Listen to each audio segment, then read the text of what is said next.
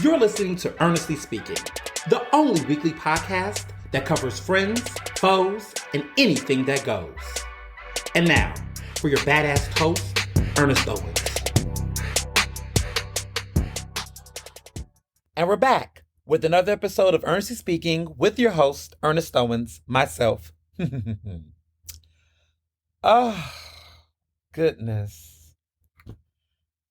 This week, every week between now and November is just going to be, you just got to take it every step. You know, I came back from a nice little, vacation that I did, a little, tri-state staycation with Mr. Johnson. It was very nice. It was very, very nice. I thought I knew how I was going to do this episode.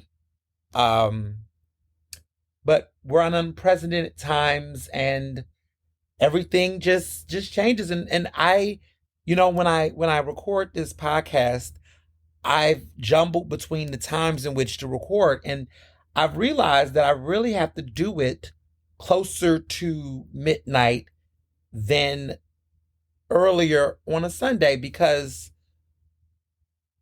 if I would have recorded this on the time in which I would have, this episode would have dated itself instantly.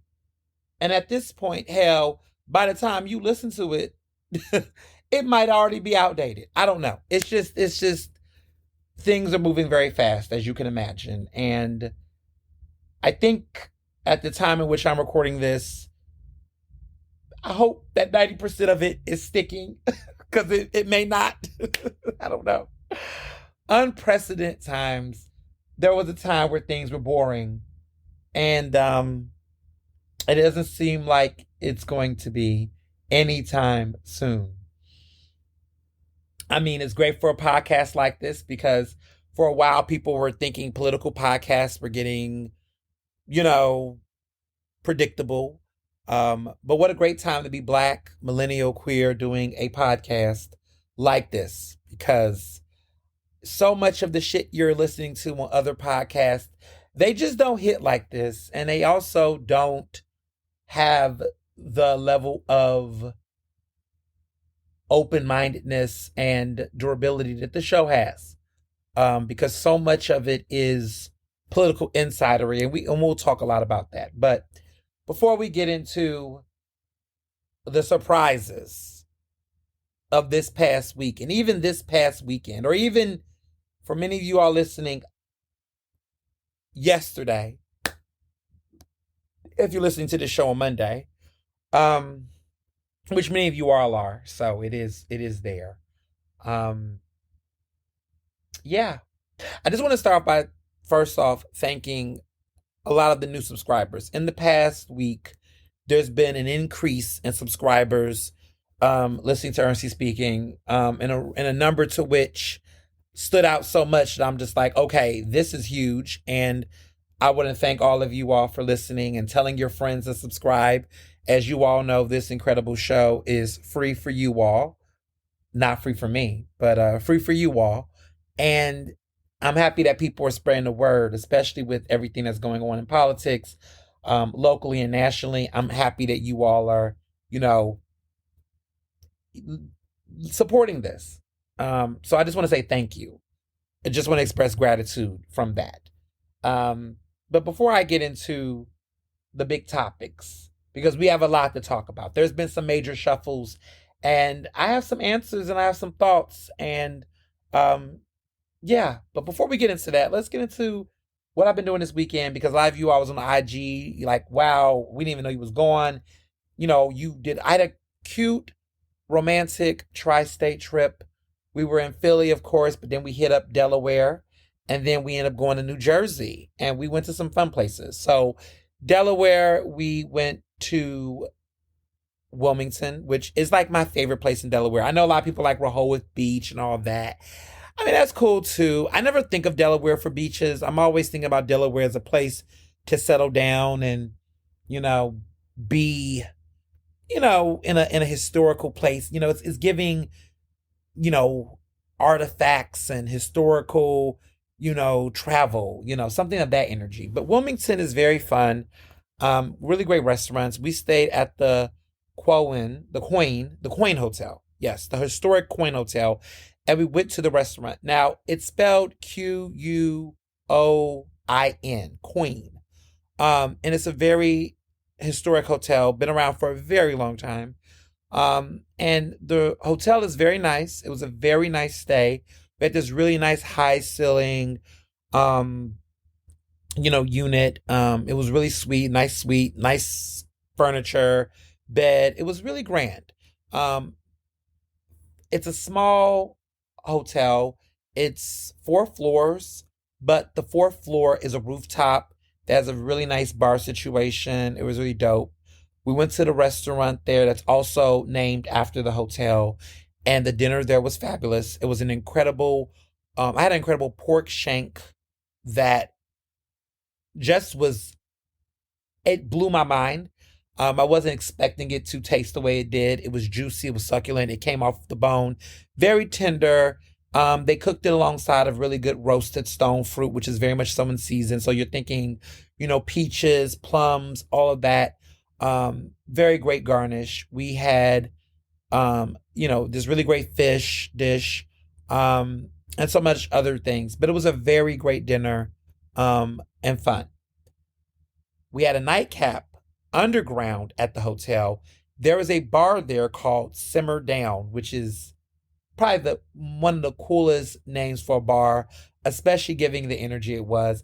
It's been on Esquire's list of best bars in America, the 2024 list. So this is fairly new, but it's called Simmer Down. They make these really great cocktails. It's a dope cocktail bar. It's a really pretty bar, very cozy, very vibrant. It's got this speakeasy feel to it, evening vibe, really romantic, perfect. We had our nice little section, that was reserved for us, and we just had a nice little night. It was a beautiful evening. It was just so romantic, and this was Friday night, and the Queen was cute. I highly recommend it. My other favorite hotel is Hotel DuPont, which is very, upscale. They have a lot of caviar there. But for folks looking for something a little bit more modern, but chic, but historical, I recommend the Queen for that. So La Caviar is a very grand French restaurant that is inside of Hotel DuPont. And every time I normally go to Wilmington, I stay there. And that hotel is great. Of course, it's another historic hotel, iconic for so many reasons. Meryl Streep has been there, Natalie Wood, like icons have been at a hotel. That hotel is what I would consider, if you are married, if you are having an anniversary, you want to do something a little bit more upscale and decadent, I would say the Hotel DuPont is for that. Very much so upscale. It's their Four Seasons, if that makes sense. The Queen Hotel is more of I would say, if you're hanging out with friends and you want to do a road trip and you want to have something fun, upscale, but like also very modern and less expensive, I would say the Queen is great for that. Plus, the Simmer Down bar is top tier immaculate. And so I feel like that's there. And if you're like a couple, like a cute little, you've been dating this person for like 2 years and you all want to do a cute little trip, that's a hotel for somebody that you're not like in a serious long-term relationship with vibe. Now, some of you all listening to this will laugh at me and say, well, what do you mean? Like, whatever. I will say that when you're in phases of a relationship, you can set parameters around certain types of trips.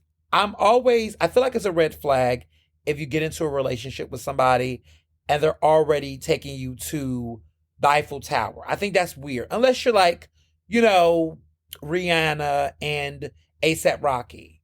Okay, you're a celebrity, you're Cardi B and you're dating Offset, again, these are people, they're married, but like if they were first dating, I could see, Offset taking Cardi to Paris. Like they're celebrities, they're multimillionaires, the best of the best.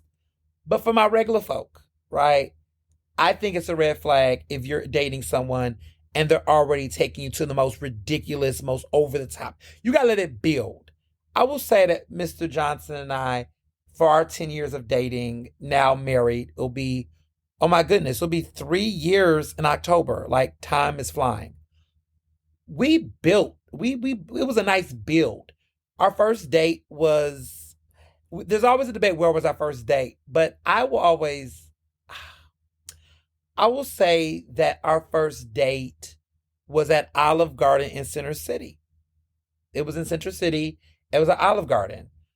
But it's like our first date before we were a couple. Now, when we became a couple, our first date, like when we was getting to know each other and we were like kind of like liking each other before things really went down, you know what I mean? It was so it was BF and AF. I'm not going to tell you what those synonyms mean. But if you know, if you get it, you get it. I'm not going to answer, but if you get it, it's the BF and AF, like before death, after death. Like, you know, I say AC, DC, AD, you know, when they refer to BC, AC times. Just consider what I mean by that and consider what the F means. I'm not going to tell you what it means, but BF and AF. So BF, it was definitely Olive Garden, Center City. And then when we started becoming a couple, I would say AF, it was the first notable date. We were at an Indian buffet in University City, and then we did Capogiro for dessert. So it was nice. And then as time moved on, we went to Del Frisco's and Sabraga, and we moved on up. But I think there should be a build. I think if you come in and the first date is, what's the great? Friday, Saturday, Sunday. I'm like, it's a little heavy. You start off like that, it's only going to go downhill. You start off as a half, that's a little too strong, in my opinion, as a millennial. Now, if you're a little older, you know, things go a little bit faster when you're in your 40s. But my people that's in their late 20s and their 30s, their mid 30s and whatnot, I just feel like if you start off the first date somewhere like that strong, that's a little heavy. You know, start somewhere on a nice base. Like, what's a nice first date? If I was in my late 20s, early 30s, and I was, you know, what would be that cute date, that first date? That's nice. I would say, this is corny, but I would say the love in Rittenhouse. The love in Rittenhouse would be a nice first date. If I was, you know, getting to know somebody, you put in enough skin in the game to let somebody know you got some skin, but you're not putting your whole body out in the beginning. Put some skin in the game. Don't put your body in the game early. I feel like the love, the bill is going to be decent. It's affordable, but it's not cheap. The food is a good balance. It's a perfect first date. I would say the love. It's cute. It's romantic, but it's not over the top romantic where it looks cheesy. It's a nice it's a nice gesture. So if I was on a date and I was new to the game and I was, had a nice job, and someone said, where should we go? Let's go to the love. It sounds so romantic, don't it? It's like a nice suggestion. It's very, because if you tell a person that and they like, and that's also a good way to like throw out a date without it being too overt. Because if you tell a person, let's go to the love on a Friday night at 8:00, if they say no, I'm good, they know what you're, it's a nice forward. But if they're not interested, they say, that's I don't know about that. If they say yes, okay, it's a great invitation to start something potentially. So I would recommend the love. That would be my ideal spot. I think it's a nice area. It's a nice vibe. The food there's something for everybody on that menu. And it's also just, it's creating that in that way. So anyway, so I think the Coin is a good place for somebody who is in that vibe. I even think certain hotels, like I think the Four Seasons for somebody who's just starting to date somebody as a hotel to that's heavy. That's heavy. What are y'all doing? What are y'all doing? That's how babies get made. Like, what are y'all doing? So I think Four Seasons might be too strong. But a hotel that might be cute, um, the AKA, the AKA in University City. That's upscale. That's nice. That's a nice hotel that if you were trying to do a staycation with a boo, but you wasn't trying to do something super forward like the Four Seasons or even the Logan, that's too much. Logan might be a little, depending on where you get in the Logan. You get a suite in the Logan. Marriott's a little trashy. Not that the Marriott's a bad hotel. I do like the Marriott, but the Marriott courtside is just giving convention, is giving like convention hookup. Not my thing. But but I feel like AKA would be cute. Like a little staycation that isn't super, super forward, but also still nice touch. That's just what do I know? I've been in a relationship for 10 years. I don't know. I got a ring. I don't know. That's just what I would say. So then the next day we went to lunch to La Caviar. We did do lunch there. They had a very new summer lunch menu that was really good. I was really impressed. Tomatoes are in season for those who don't know. Tomatoes are ripe for the picking. Juicy tomatoes, BLTs, I'm all here. Stone fruit in salads, summer salads with good tomatoes, great watery lettuce, give it to me. Like I'm in summer mode. I'm in summer fruit mode. I'm in summer vegetable mode. I want ripe. I want juicy. I want tart. I want all of the flavors. I want seeds that are edible. Like I'm into watermelon. Give it to me right now. Melons are everything right now. Like I had a cantaloupe martini. Like, I want seasonal delights. I want good times. So that was dope. I really enjoyed a good time at La Caviar. Now, or La Caviar. It's been a day. But I will say this. I'm going to throw shade, but I say this with love. And if you catch it, you catch it. If you don't, you don't. It's okay. There is a place that is selling BLTs in Philly, and they're doing long lines, and they're overhyping it. And I like the restaurant. I like the universe. They have 2 restaurants, so I do like this place. But sometimes I do think they can be sometimes smelling themselves a little too much. So they have this thing every summer. They always till August have this BLT situation with these tomatoes, these heirloom tomatoes. It's always a big old thing. And there's always these long lines, and they always make a big, huge movie theater out of it. Like they treat it like it's Star Wars. And like everybody and their mother is in line for hours trying to get a fucking BLT.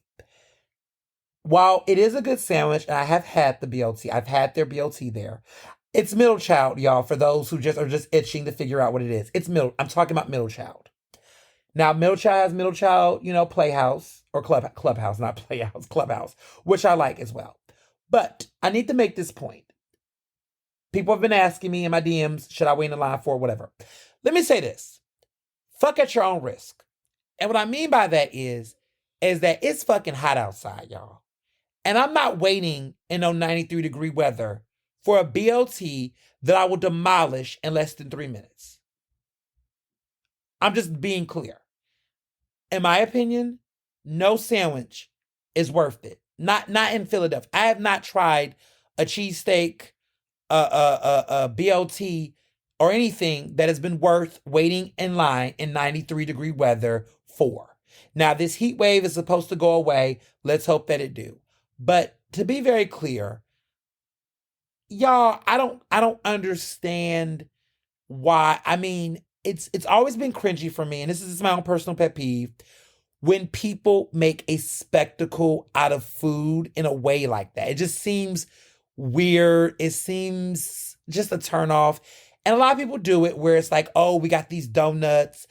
I just get, there's so much shit going on in the world, and I want to see long lines at the polls in November. Okay? November 5th, I want people in a long line like that to vote rather than waiting in line for a BLT somewhere. It's a fucking BLT, y'all. It's good, but I don't know if it's ever going to be that good to do all that for. And I wish restaurants would just do a better job in the service world of not creating chaos over things that just shouldn't be. You know what I mean? Like, make the sandwiches, have them ready for folks to just order, make it fast, make it quick. You know people want what they want, and just make it and just do that. Like the whole, I don't know. We're getting older. I don't know. Maybe I'm getting older. I don't know. I'm just past the spectacle of food in that way. Like I want to go to a restaurant, I want to have a good dinner, I want to sit down, I want to do that. But all of the craziness that people have done lately to create hype around their restaurants, I just feel like it's gotten to a point where it's gotten played out.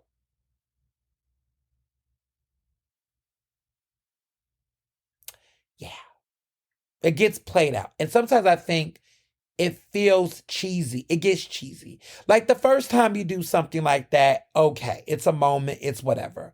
But when you make it a thing and it becomes this performative, exhausting thing, it just becomes like, why? And should it be this difficult? And should it be this ridiculous? And should we, I mean, is this the way we should treat food in this day and age?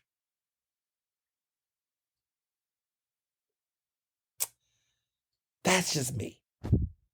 That's me. I'm not waiting in the line this year. I'm not. I've gone places and had BLTs, other places, and have gotten my BLT fix. There's plenty of places that have BLTs. Hell, if push go to shove, go to Corner Bakery and get one, y'all. They're good. Theirs are good too. Maybe not the same tomatoes, but they're good too. There's a lot of places that are doing BLTs. I just want people to be thoughtful because I just no. And this brings me to my next point because one of my line brothers who listens to this podcast faithfully, which I do appreciate, um, because I am digressing a little bit because I'm supposed to be talking about what next. But I want to take a moment real quick. Dinner and Blanc, y'all know I don't like it. I don't, I did an Ask Eater Philly column this month for July, and every month I do a column. You all ask me your big burning questions, and the big question was about Dinner and Blanc. This person, is been in Philly, been wanting to get into Dinner and Blanc for a while, try to get into the lottery, all that stuff. This time they got lucky. One of their friends and people they know is a table captain or whatever they call it, a table captain or whatever leader, table leader, whatever they call it. They got in this time and they got to be part of it. But now because of the heat, they've realized suddenly it crossed their mind, oh my goodness, do I really want to be holding tables and moving my shit and bringing my food to this goddamn event in this goddamn heat? Or what if it rains? Like, am I really beat for this? And they were basically about 90% certain that they're probably going to drop out, but they also had the fear of like, would I look like a bad friend if I decide to, pull out of this thing? And my answer to them was pretty much that Dinner and Blanc, and this is how I feel about it. Like, I'm not trying to convert anyone or convince people not to do it at this point because it's kind of like Trumpers. They're in a code and you really can't make Trumpers not support Trump. Like, they're going to rock with Trump regardless. And that's how I feel about Dinner and Blanc supporters. Like, they just really like this thought of this event. And I'm going to throw some shade because why not? It is July and it's getting sunny and we do need a little bit of something to go under, right? So the coat is there. They like what they like and they love it, whether it's raining or thundering. They like it so much. And if you're somebody who is not gung-ho about events like that and it's not like your thing, don't go because you're gonna be a party pooper to people who are very much obsessed with it. They don't care how sticky it is. For whatever reason, that event has them in a chokehold that they just can't see anything else. And before you all start, I've been 2 times. And I went one time when it was sunny. I went one time when it rained. And whether it was raining or shining, whatever it was, it just wasn't for me. Like, it's not for me. It's not my thing. Like, it's something that for me, I just felt fake pretentious. It just felt excessive, and it just felt unnecessary. I don't know. Like, I just felt like you got all these people here. What's the point? I mean, oh, it's just because we got people together to have a good time. And I'm like, okay, I just wish there was I just wish it was charity. I wish we were going through all this chaos for charity. I wish that it could have been a charity angle to it, or something philanthropic, or something bigger than just a bunch of people getting together and partying. I don't know. I just feel like with all those people, with all that money, it could be something bigger than what it is.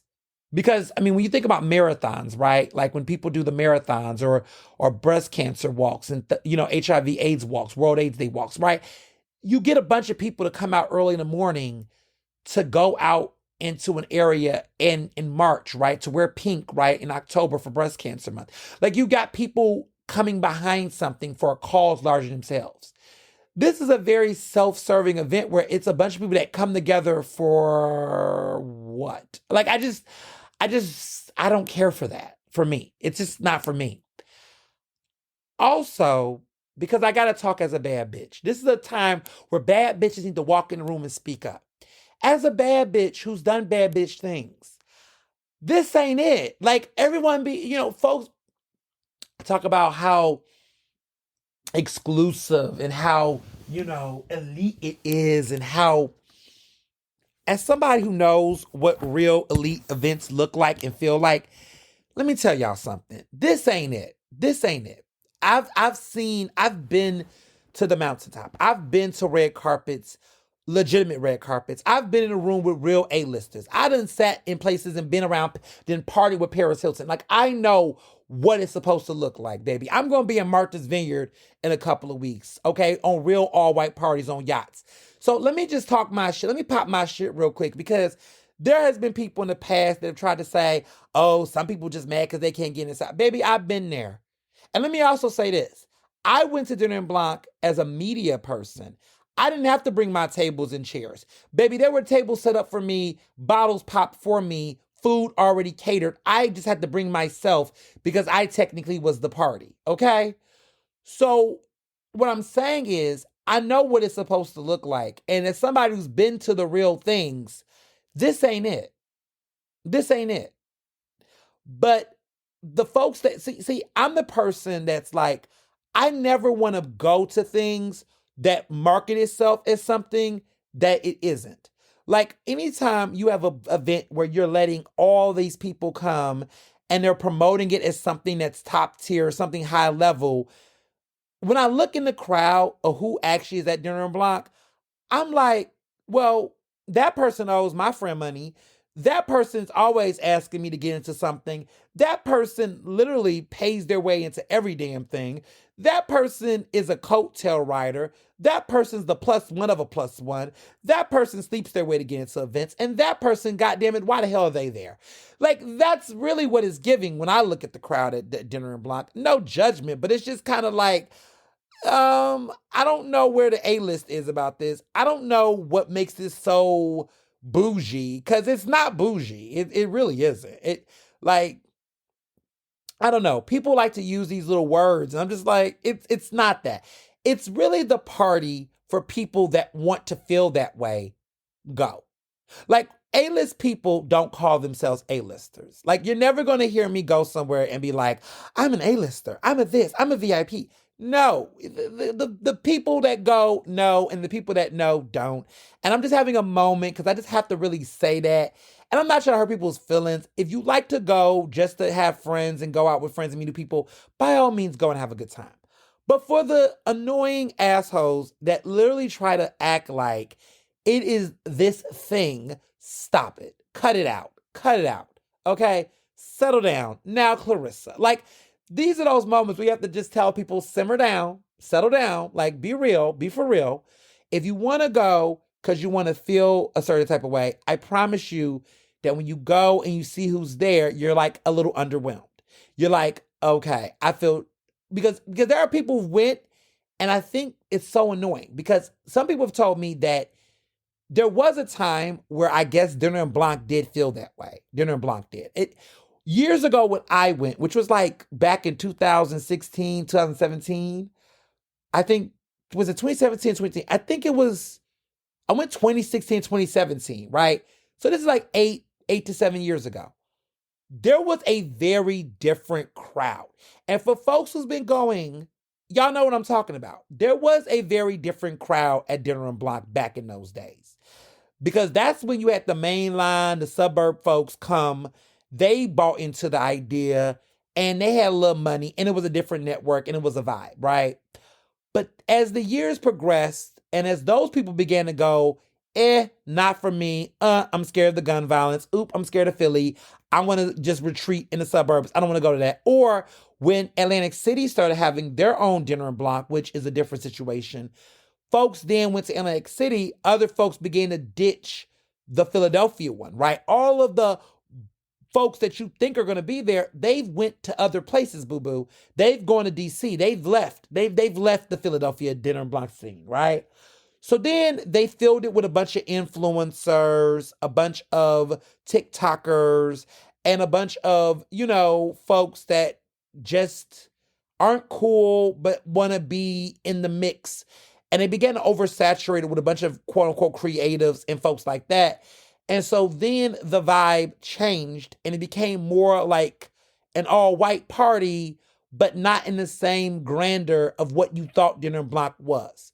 So I feel like, no shade, but all shade, I guess. But the folks going to Dinner and Block now, they're disappointed because they thought it was going to be the Dinner and Block they've always wanted to go to, which was the 16-17 one last decade. The new decade, the 2020s Dinner and Block is not the 2010s Dinner and Block, baby. It's very different. Dinner and Block has now been around for 10 years. So it came to Philly in 2013. So again, that era, that 2013, 2014, 15, 16, that was the era, right? I feel like after 19, like once we got to 2019, I feel like 2019 Dinner and Block was the turning point. Really, you could say 2018, but I'll be generous. That 5-year mark at 2019, Dinner and Block changed. Like it just the whole energy changed. And for folks that's gone loyally for various years, I'm telling the truth. You still go, you still like it, but be honest, it is not the way it used to be. And that Dinner and Block just became very different. That's all I'm going to say. I ain't going to tell you why I think it did, but it did. And I'll even say this. They changed their PR rep. So the person that was there who did PR for Dinner and Block in recent years was not the person who did it when I went. They changed their marketing team in hands. I'll say that.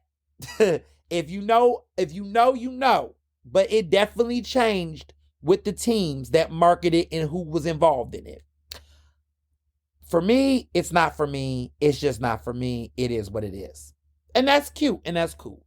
So to the person who, asked me about it, for the piece, yeah, don't go if you haven't been already. I mean, if you're going to be particular, it ain't for the particulars. For folks who's just kind of laissez-faire, it is what it is. Let's do what we do. Knock yourself out. Enjoy yourself. If you're pretty picky in particular, not for you. That's all I'm going to say. Bless their hearts. So anyway, back to my trip. Saturday, we left La Cavière and we went to Asbury Park and we stayed at the St. Laurent Hotel. Lovely. Asbury Park, lovely hotel, very chic, very modern. Another very cool, fun place that you could take somebody that you're not married to out for a cute vacation. It was very nice. It was a lovely time. They had a cute little poolside patio vibe, really cute pool. Mr. Johnson and I enjoyed ourselves. We had these cute bites at Heirloom at the St. Laurent, which is a cute hotel restaurant that was there. Shout out to the hotel restaurants that be slaying. Very cute hotel restaurant, very great cuisine.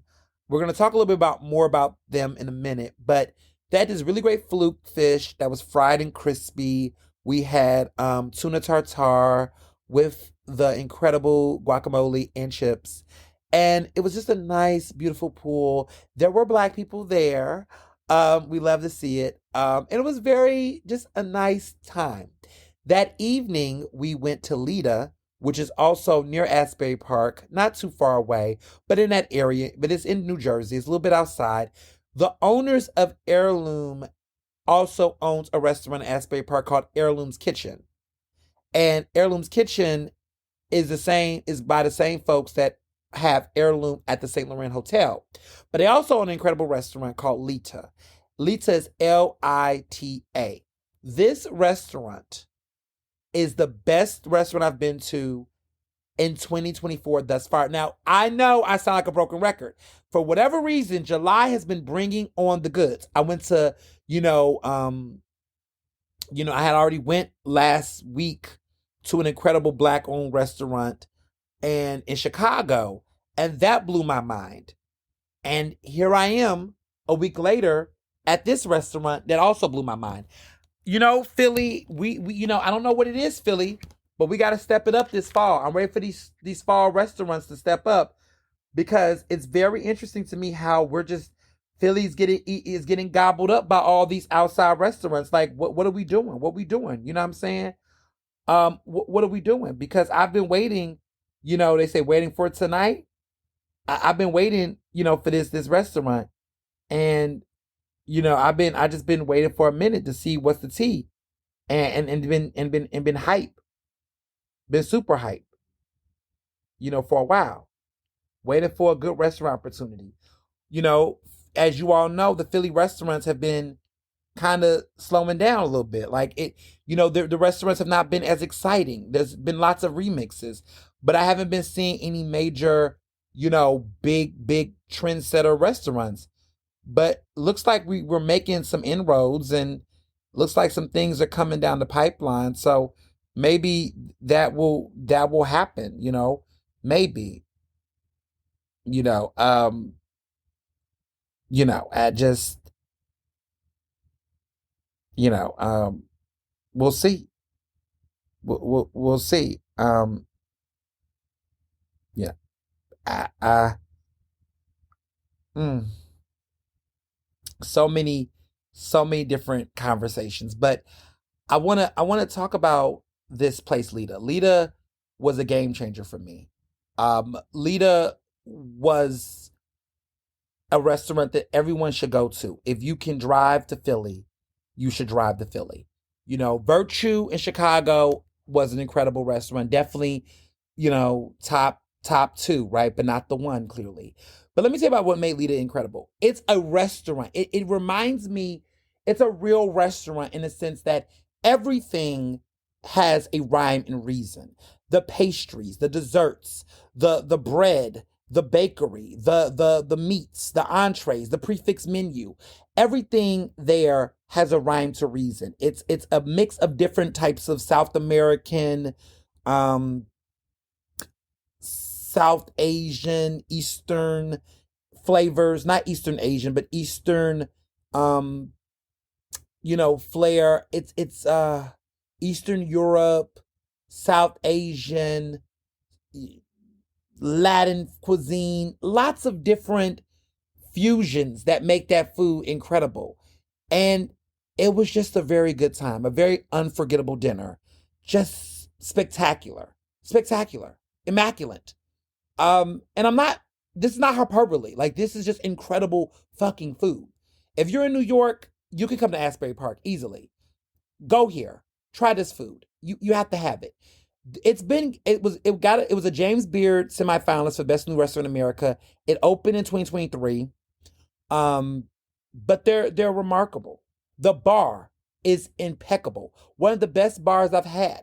Interesting enough, their bar is also named in Esquire as one of the best new bars in America. So I've been to two phenomenal bars in America, literally hours apart from each other.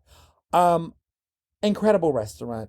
Um, but the one thing that stood out to me about Lita the most was that Lita operates with a unique structure and business model. Every team member is fully cross trained and rotates between front of house and back of house positions on a weekly basis. And this is dope because what this do for restaurants is that the model is equity across the team because it ensures an equal pay model and eliminates the outdated front of house, back of house hierarchy. All of their members are hospitality professionals. That's so important because sometimes in restaurants, most restaurants you go to, there is a difference in personality. There's no respect for labor from front and back. Everybody needs to work together. And what I talked to the owner at Lita about this model, and what they told me was that everybody at their that works there is full time. Everybody's full time, and everyone has equal pay salary. Everybody who is front house, back house, everybody is full time, and everybody has equal pay, and everybody's given salary. And they split the difference of pay within the tips, but everyone has a baseline salary and everyone's paid at an equitable full-time wage. And they don't really hire a bunch of to make sure this model's in place, everybody is. So when somebody is out, then the team works together to step up. But the culture and the mindset is that everybody, because everybody knows everyone's working and paid equally, there's no division amongst the staff and the team, no matter where they're placed. So there's almost like a work attitude where people come to work and they feel like their work matters and they're appreciated, and everybody does not undervalue anyone because everybody's working at the same level and pace, and everyone steps up to fill up because everybody has to get the job done and the task fulfilled. It's based under a trust model, but the model within the trust is built off of the fact that there's there's equity and equality built into the model. I love it. It was fascinating to me. The fascination of seeing everybody in there, black staff, white staff, brown, women, to know that everybody in there is getting paid. And the thing was everybody was so hospitable. Everybody was friendly. Everybody was nice. Everyone looked like they was happy to come the fuck to work. It was fascinating to me. It was a very mind-changing dining experience I've never been to before. And the service was incredible.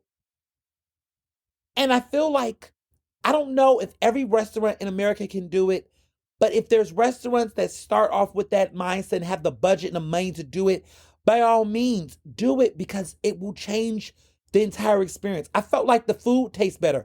This is what equitable cooking tastes like, y'all. The food was good, the drinks was good because everybody in there was working at a high quality. The server was great because the server was a cook. The server could talk about the menu. I was like, can you tell me what's on this dish? The server was an expert because the server's gonna be in the kitchen next week cooking it. It was amazing. I don't think I will have ever been to a restaurant as great as this in 2024. I don't know. But just the model alone gave me 10s across the boards. I gotta go there again. I gotta go back again. I gotta make this a thing. Take my money. Take it. Because I know people are getting paid equitably. And we need more of that in this day and age. So, I love Lita. And also, right next door, they have an incredible speakeasy bar that's connected to the restaurant called La Otra. It's a bodega called La Otra. And they have an entire nice, decked out speakeasy bar with just as incredible cocktails. And I was in love. I was in love. I was impressed. Couldn't get no better for me. 5 stars. 10s across the board. Highly recommended. I approve. So moving along before we get into these hot topics, the rest of the week was fabulous. Before I went on my lovely tri-state trip, I went to Bloomsday in Philly, which is in Head House Square, which is in Society Hill. Haven't been there in a minute, but paid a visit this time around. Tried the new menu, tried the vision. It is diverse as hell in there. It is very black in there. It's a British, now let me be very clear, it's British cuisine. It's very, European-esque, but very good, cozy comfort food. The vibes were vibing. The music, the playlist in there is incredible. And I had a great steak and frites. tried some great lemon. They have some really good lemon pepper wings in there. That's some of the best I've had in the city. Um, really, really love my time there. Love their cocktails. Very cozy. And they do high teas there, by the way, as well, for those who are into tea time. Bloomsday, go. Also had a cute little time. I went to a little cute little party. You all saw I was rocking my cute Telfeezy. My ripped denim one with my cute outfit. It was giving summertime. I've really been into oversized poolside shirts. Shout to American Eagle for having these cute designs and patterns that I cannot get enough of. And I had my cute little ripped jeans that was also from American Eagle, by the way, because you all be acting like American Eagle does not pop, but it does for me. And you know, my Versace flip flops and shades. And I had my new Telfar bag, my ripped denim. It was giving summer. Sipping on an Aperol Spritz at a wonderful Aperol Spritz party by Aperol, Campari. Great party. It was at Cafe Click, which is basically that beautiful outdoor terrace spot that is right in front of the Comcast Center. What a party. What a vibe. I highly recommend people, if you're looking for an outdoor party vibe, outdoor patio situation, but in Center City that's not too crazy, upscale food, got a little French energy to it, go to Cafe Click. I've really been staying away from like all, as you all know, I'm not crazy about Center City sips. You know, I've been off of Center City sips for a minute now, especially now that I'm in my 30s. I'm grown. I can't be going there. But if I'm but I don't want to go to uptown beer garden. You know, I don't really want to be at those loud, fussy beer gardens, right? So where do I go? I go to Cafe Click. It's grown, it's mature, it's sexy. I feel like that's where all the folks that are like professionals go that don't want the riffraff. And so I really do like that situation a lot, and I definitely highly recommend it. Their drinks are high quality. They make really great, strong, grown, sexy, fun drinks. But they're not like $8 drinks. Okay, they're gonna be like $13, $14. But let me tell you something, sweetie. You get one drink there, you're good to go. And if you want to get greedy, you can get two. But it's grown and it's fun. And you're paying for the ambiance and the chillness and the maturity. They got oysters, seafood on deck. It's a nice little situation. Highly recommend it. And then last but not least, before I get into hot topics, which y'all been burning for, I went to go see Funny Girl at the Kimmel. I'm back on my Broadway, going to plays, going to musicals tip. You know, I was going for a little, but I'm back with the jump off. Shout to Kimmel, loving Kimmel's productions. My bestie and I, Jamarcus, my lit brother, we went, had a very good time. George also was there as well. He brought Tori, his sister. She's so cute. Our little lit sis, we consider her. She's sweet. We went to go see Funny Girl, which I love. Now, you all might have remembered a couple of seasons back when I was going to New York and everything, and I was going to Broadway shows in New York. I had talked about a lot of the drama going on with Funny Girl when it was on Broadway. Now the tour is national. They've done a nationwide tour, and they've come to Philly. Of course, Leah Michelle is not there, or they have a new girl. Her name is Katarina Crimmins or whatever. The girl has vocals. The girl should get a Tony. I mean, she's not eligible for a Tony for this performance, but it was giving Tony nomination energy. The vocals were vocaling. Okay, Barbara Streisand, baby. There's a new Franny Bryce, and her name is Katarina. She ate. And it was an incredible Funny Girl. Now, if you cannot see Funny Girl at the Kimmel Center, get tickets to see it.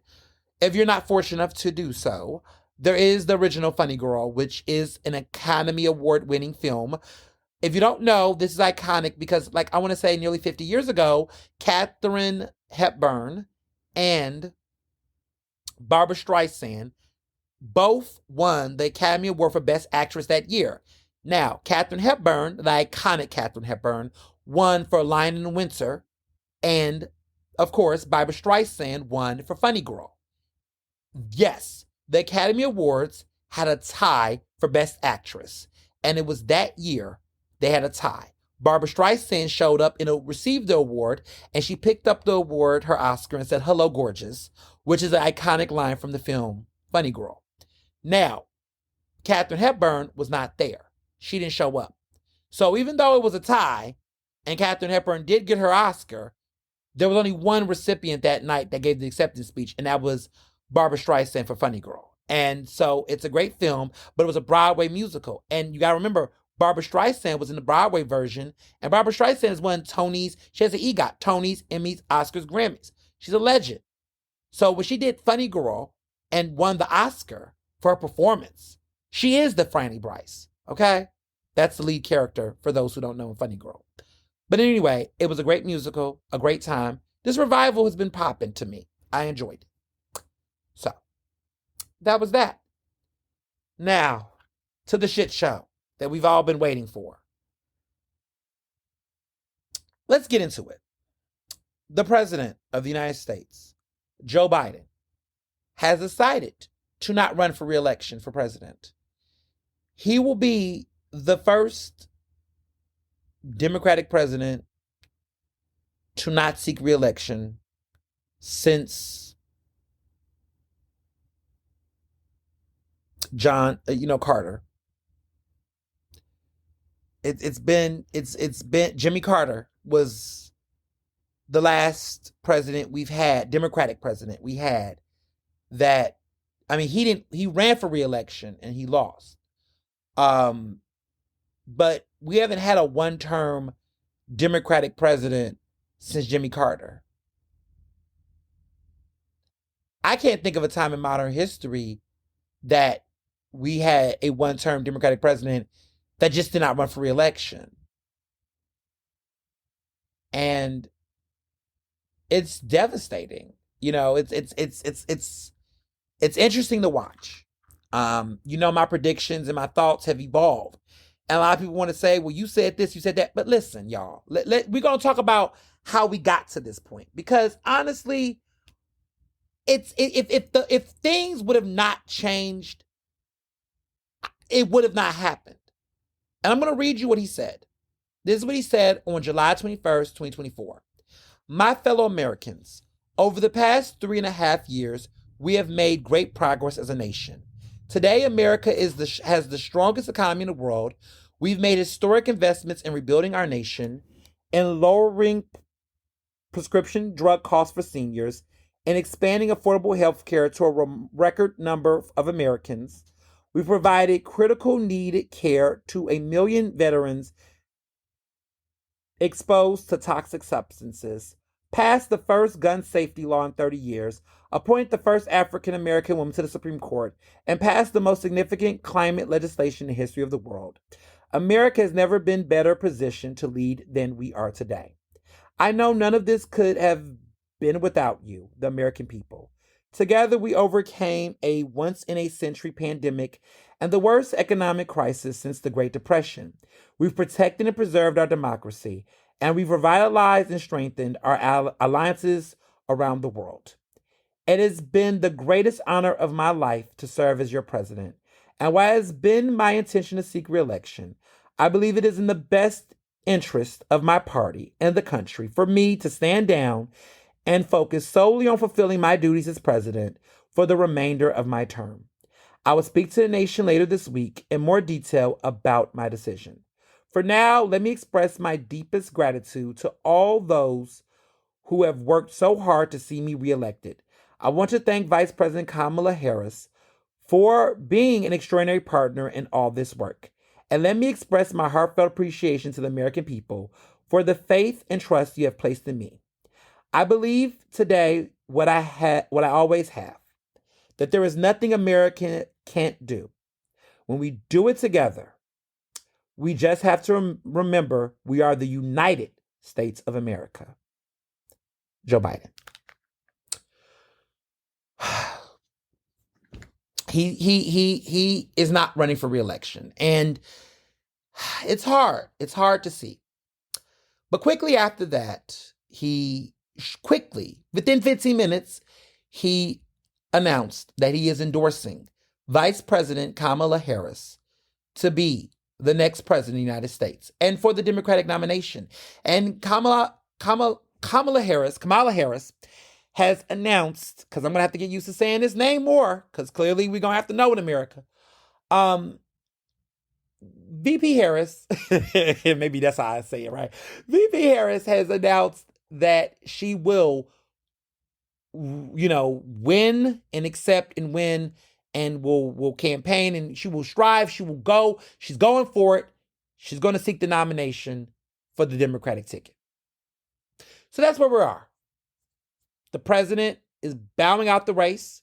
He's going to stay president for the remainder of the year, and he is going to pass the baton to his ride or die, his VP, the one that he been loyal to, because, another president across the other side, he can't even pass the baton to his past woman, because the last time his supporters wanted to kill them, literally, they were saying, hang Mike Pence. We're going to talk about his new VP pick in a minute. I thought that was going to be the lead of this podcast. Clearly, we're in unprecedented times. But now, there's a moment, and the moment is here. And America is in a position to elect the first woman president, and that will potentially be Kamala Harris. She'll be the second Black person to get the seat, but she'll be the first woman to be elected president, and potentially the second woman to get a Democratic Party nomination, a second Black woman. I want to say something here. My mind is so scattered right now, y'all. I can't process all of this. So I'm going to do the best that I can, because I have so many thoughts about this. And so I want to make sure, before I get very meta, I want to explain how we got to this nomination and how things shifted, because I think that's important, because I don't want to jump too much into the deeper philosophy of why I think this is an important moment, and why I think I have a gut feeling this is good for the Democratic Party, and why I think this is going to be good for America. So let me back up a little bit, how we got here with Biden and why things changed, because you want my explanation, right? I think a lot of things changed quickly. I think the assassination played a major role in Biden stepping down. The assassination played a big role because the media attention on there was a shift, right? I think there was a moment where the media was going to continue to press down on talking about the assassination attempt on President Trump, that I think former President Trump, let me get that right. I think that there was going to be a moment, right, where the assassination attempt was going to dominate the airways. The RNC was going to be talked about, where at that point, calls to ask Biden to step down, I think the logic would have been, okay, who's going to ask for that right now, given what's going on with Trump? We need to ride this out. I think that Biden was hoping, and I think a lot of us were hoping, that the VP pick was going to be so chaotic that was also going to help the conversation on keeping Biden in. And I do think that was strong. I think that was a strong argument. I also think that because you had Black leaders like the Congressional Black Caucus standing 10 toes down on Biden, that also was going to play a role in the Democrats not doing too much as well. I think there was a lot of factors initially in place that made sense for Biden to stay in the race. However, major things shifted that. The first thing is that the media attention on the assassination attempt on former President Donald Trump died down very fast. Faster than I think a lot of us predicted. I think 48 hours, people moved on. And I think a lot of that has to do with the fact that the RNC happened. And because the RNC happened, we did say that I did say last week that that Trump was not going to benefit off of the sympathy around his assassination attempt, because the RNC was going to force Republicans to have to be political.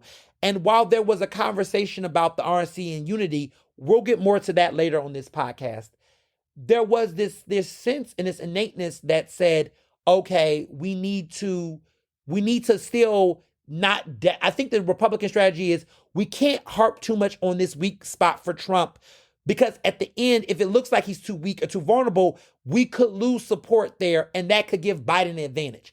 So there was a shift, that media shift, the Republican shift, was not to harp too much on the assassination attempt, which meant that when they got on campaign mode fast enough, the same Democrats got back into the calls for the resignation. Several things happened that did not happen before.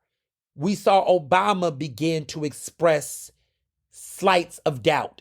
And when Obama began to move, if Obama was to move, which again, a lot of us did not think Obama would But when Obama began to act like there was a perception that Obama was shifting a little bit, I was like, oh fuck.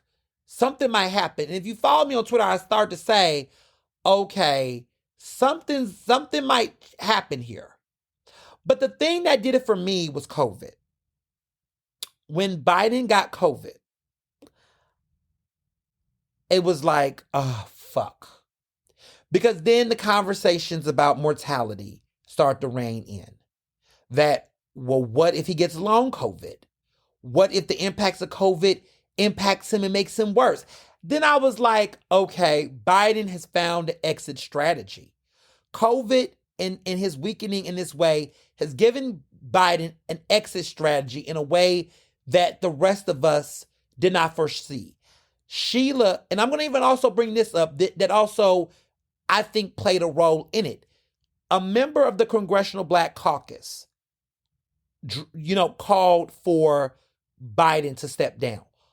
Even though it was one person breaking ranks with the CBC, a black congressperson stepping out to say that the president should not run for re-election, that was weird. So you start to see a breakdown from support. Pelosi was flip-flopping, Schumer was tiptoeing. There was a lot of different people. Hakeem Jeffries was doing some type of dance. So we didn't, they were unreliable. But we was getting to 30 Congress people. The conversation wasn't going down. Biden had COVID, so he wasn't in a position to publicly defend himself in a certain manner. It just started to get really weird. And it was in that moment where there started to be more, VP Harris appearances. Kamala was making more appearances and things. And then it was like conversations of, if it's not Biden, it better be Kamala. And I was like, okay, so y'all are with Kamala. Like, it's like, y'all are, speaking this, y'all are trying to emphasize Kamala now. It's like, now it's like, okay, Kamala Harris, like, oh, she's got to be in a position. Now we started hearing more about her, and she's making more appearances. She's looking good. The people are receiving. I'm just like, okay, all right. And I started having moments. I started having phone calls. I started talking to my friends. I started being like, okay, well, the only way strategically this can work, and I knew it in my gut, is that if Biden gets out, he's got to go and back Kamala. Because there's a lot of logic here. And I'm going to get to my naysayers in a minute because I don't want to hear it. But there's no way that this party backstabs their black women voters. Or black voters in general, but specifically black women voters. I don't care what all of these... Like, we got to be real about the politics of where we are in this country. And I think sometimes certain folks, and I'm not going to name names, but they just think that their politics and their understanding of politics is the way that everyone else views them. And I'm going to say some uncomfortable truths. Because I think at this point, we got to be realistic about where we are and not just be so gun-ho on morality politics. Just like last week when they were talking about political violence and that was some bullshit, we're going to talk real about why this went down the way it did, the ugliness about it, the good things about it, and how we move forward. Because that's how I move, right? Is that things change, right? But we got to be real about why they change and how they shift. And that needs to be real here. So let's be real, right? Biden's debate performance was not why Biden dropped out the race. It was never about the debate performance. It was not. The debate was, I guess, the catalyst or the straw that broke the camel's back. I believe that, and this is why I'm conflicted with all this, right? I believe that big, rich, wealthy Democratic donors for a long time was not feeling Biden. They felt like Biden was getting too old. They were worried about his performance, right? George Clooney, right? Wealthy, Democratic donor. Come on, he was speaking for the donors in that New York Times piece. Let's be real. They, for a minute, I think, even late fall, began to feel some type of way about Biden. And the reality is that they wanted for a while to try to get people behind the idea that Biden should bow this seat out.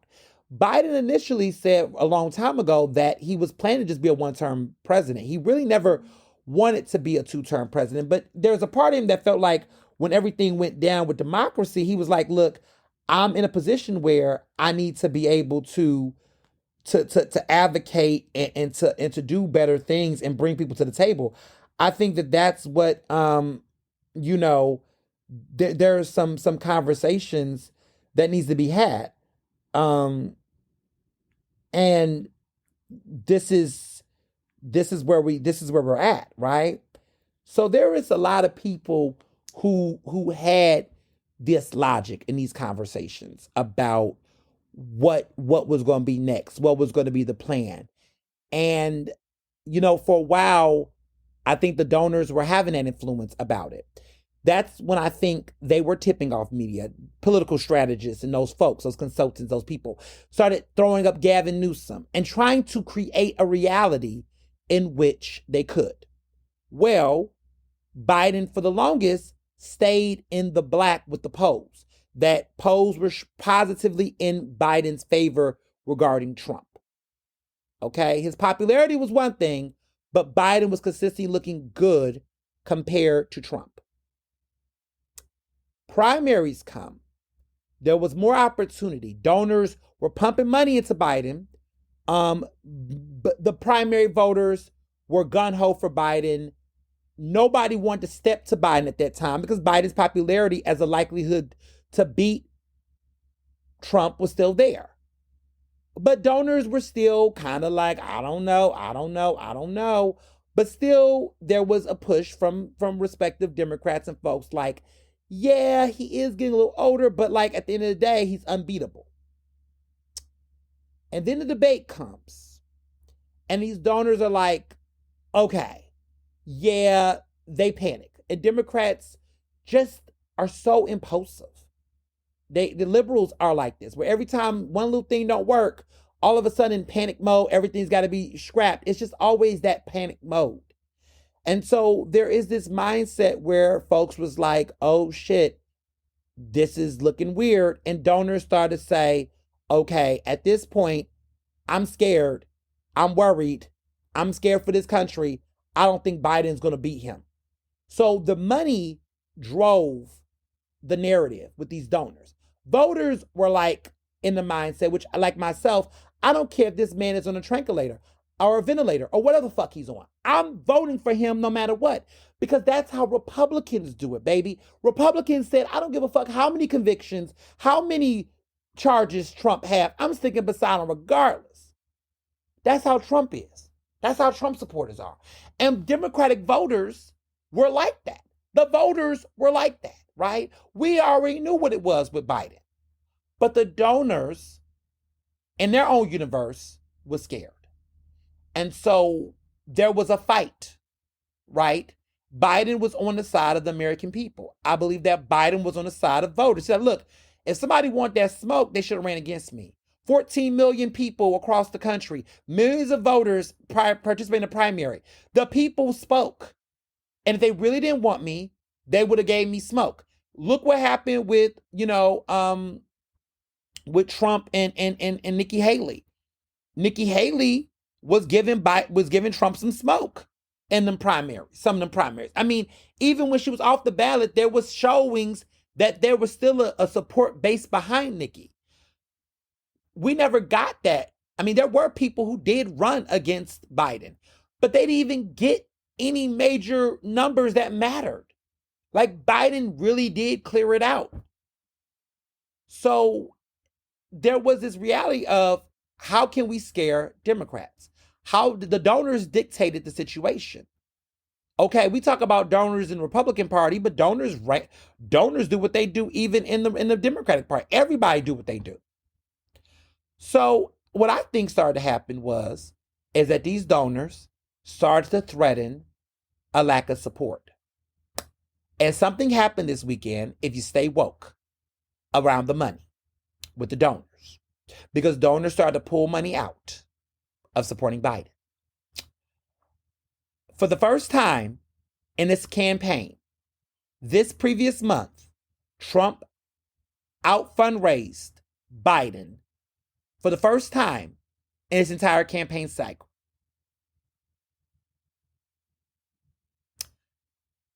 When the Democratic leadership saw that, that's when it got real.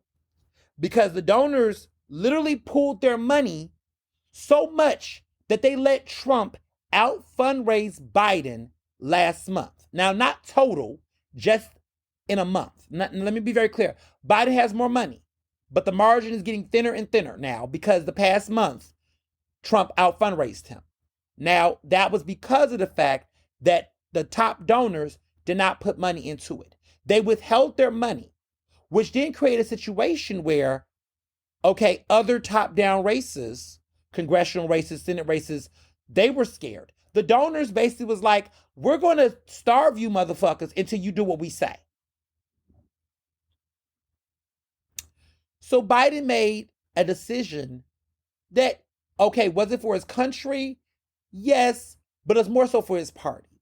Where in retrospect, his mindset was, in the end, could I win this race if the donors control what happens? Do I want to cost other important races throughout the Commonwealth of Pennsylvania, Wisconsin, other states? Do I want to do all this behind me? This is too much attention. So they put so much pressure on him. But the fiscal pressure is what led to the demise and end.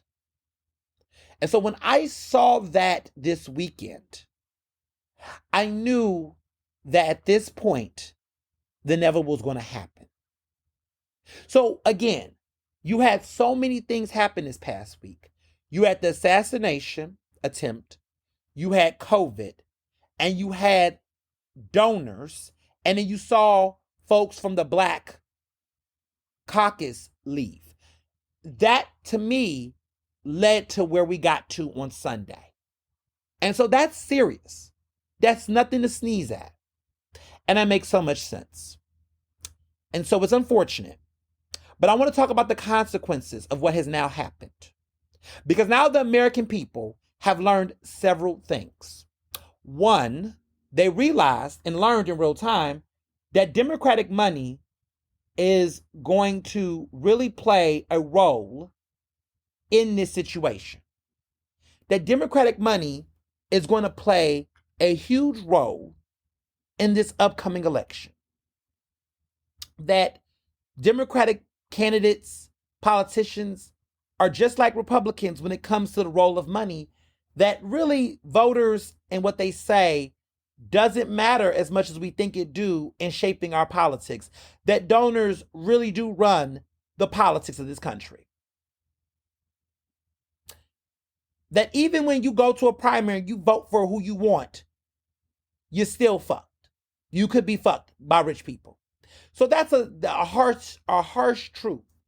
Did I know this? Yes. Have we ever seen it play out like this? No.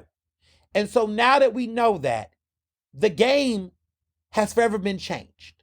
The fix is the fuck in, is what I'm getting at. So now that we know this, let's talk about these snake asses, okay?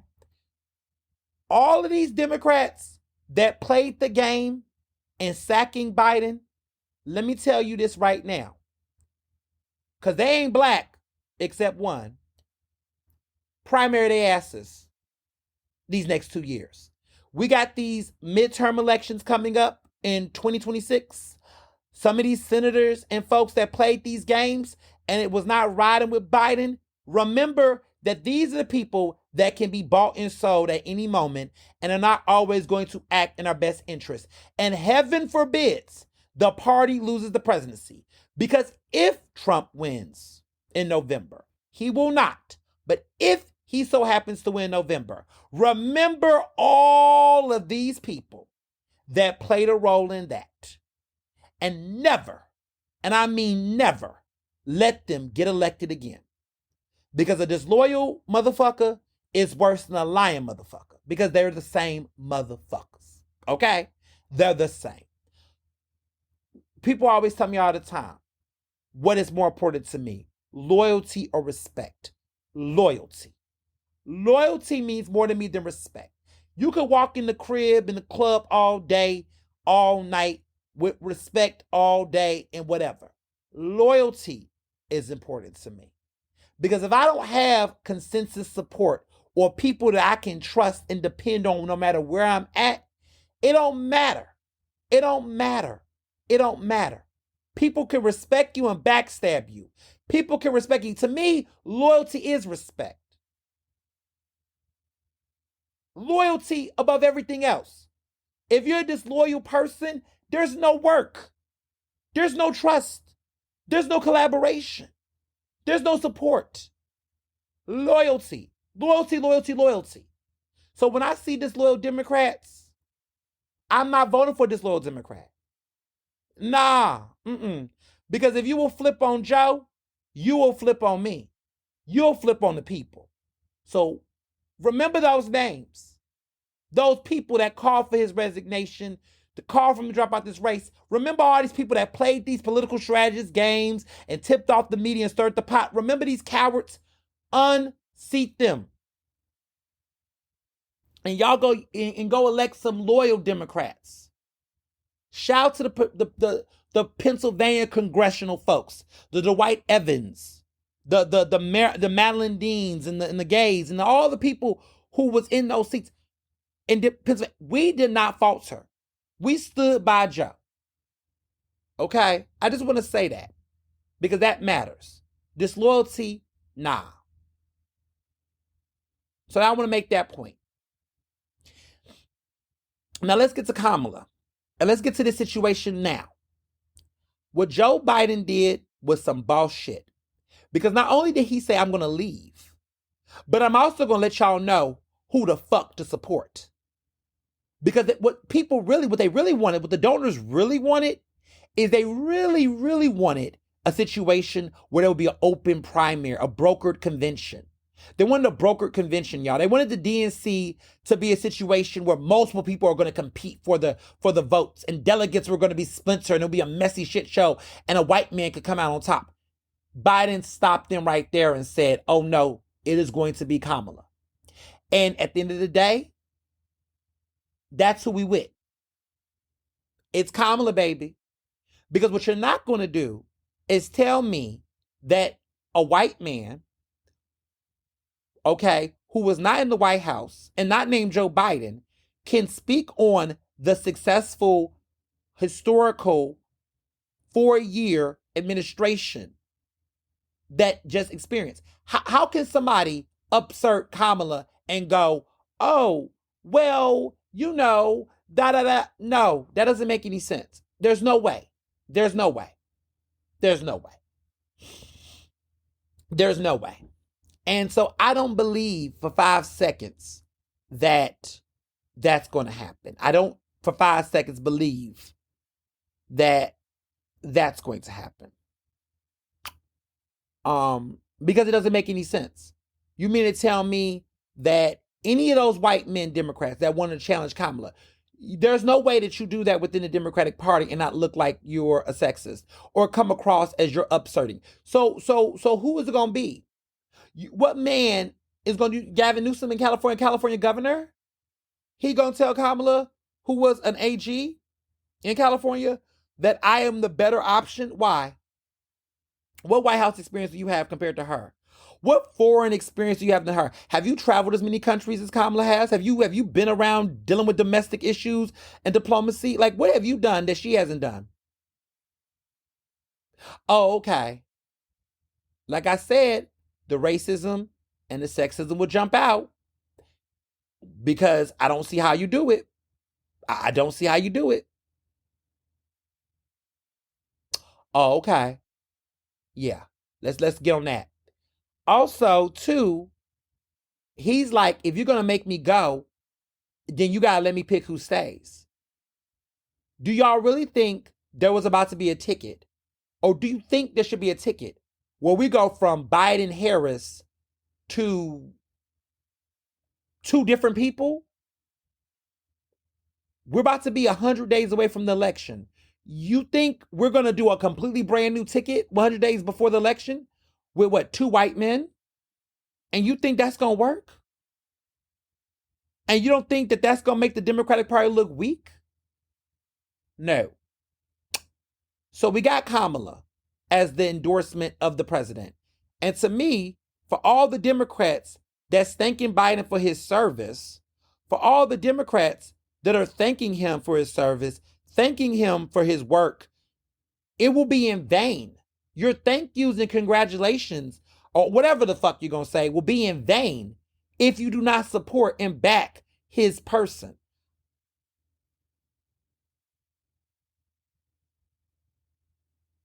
It's Kamala. Period. End of discussion. And anybody who decides to step out and announce their presidency against her, it's going to be a very interesting conversation. The infighting in the Democratic Party is going to give, like I told y'all before, it's going to give Bernie Sanders and Hillary all over again if we go into that fight. At this point, and I've said this before, there needs to be a united front around Kamala. Y'all got what y'all want. Okay, Biden out. Kamala's in. We need to get together. We got to end this nasty media news cycle. I'm so the beautiful thing about it is I am so happy that we're not going to keep talking about Biden's age anymore. I'm so happy that we're not. I'm so happy that we're not. I'm so happy that we can now talk about the fact that now Donald Trump is about to be the oldest president in office, running for office. He's the oldest candidate. Okay? Now we can talk about his age and focus on his decline and talk about his lapse because best believe, baby, there's a lot of those, right? Now we can talk about him and focus on him again and remind the American public to pay attention to his gaps and his ridiculousness. This is a beatable man. We'll get more to him in a minute. But back to Kamala. We need to unify behind her, and we need to make it happen. So here's some thoughts about what happens next, right? She's not automatically the presidential nominee. She has to get the nomination. We got to figure out who's going to be, her VP pick. There's several people that could be up for grabs. There's Gretchen Weimer. There's Gavin Newsom. There is JB Pritzker, who is the Illinois governor. He's a prominent advocate for progressive policies on healthcare, labor rights, and climate change. There's also Josh Shapiro in conversation. Now, for me, if I was a betting man, honestly, y'all, I feel like the conversation is simple. I think that, there's also talk about Andy Beshear, right? So there's been conversations about the Democrats who can replace Biden and take on Trump. Of course, people are talking about Kamala Harris. People say why she could beat Trump is because, according to Rolling Stone, they said polling broadly shows that replacing Biden with Harris would offer a small boost to Democratic chances of retaining the White House. People thought about Gretchen Weimer because she's in a battleground state. She's in Michigan. People talk about, Newsom being an experienced executive, yada, yada, yada. People talk about J.B. Pritzker, who is a successful second-term governor who's uber wealthy and not afraid to throw a punch. He's already living in Trump's head. And then people talk about Josh Shapiro. They said one of Josh Shapiro's biggest assets is his ability to project competence at a time where there's exceedingly little to be found in government. So personally, guys, if I had my own opinion and pick, I would like to see, Kamala Harris, number one, get the nomination. I don't think no one else should be president. I just think that toppling Kamala is a shit show. I think it's tacky. I think that you really can't do that. You know what I'm saying? We can't play like that. People don't, and I'm going to tell you why, right? Just being real.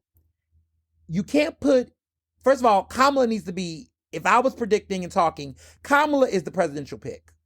She's the presidential pick because, number one, polls do say that she can beat Trump. That's what the polls are saying. If we want to talk about polls. Okay. The other aspect about it is that it's still a Biden Harris ticket because the Biden Harris agenda is with Harris.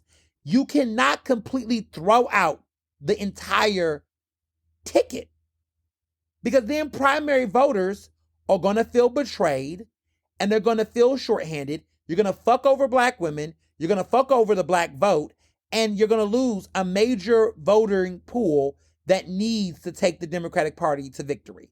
So Kamala's got to be the presidential nominee.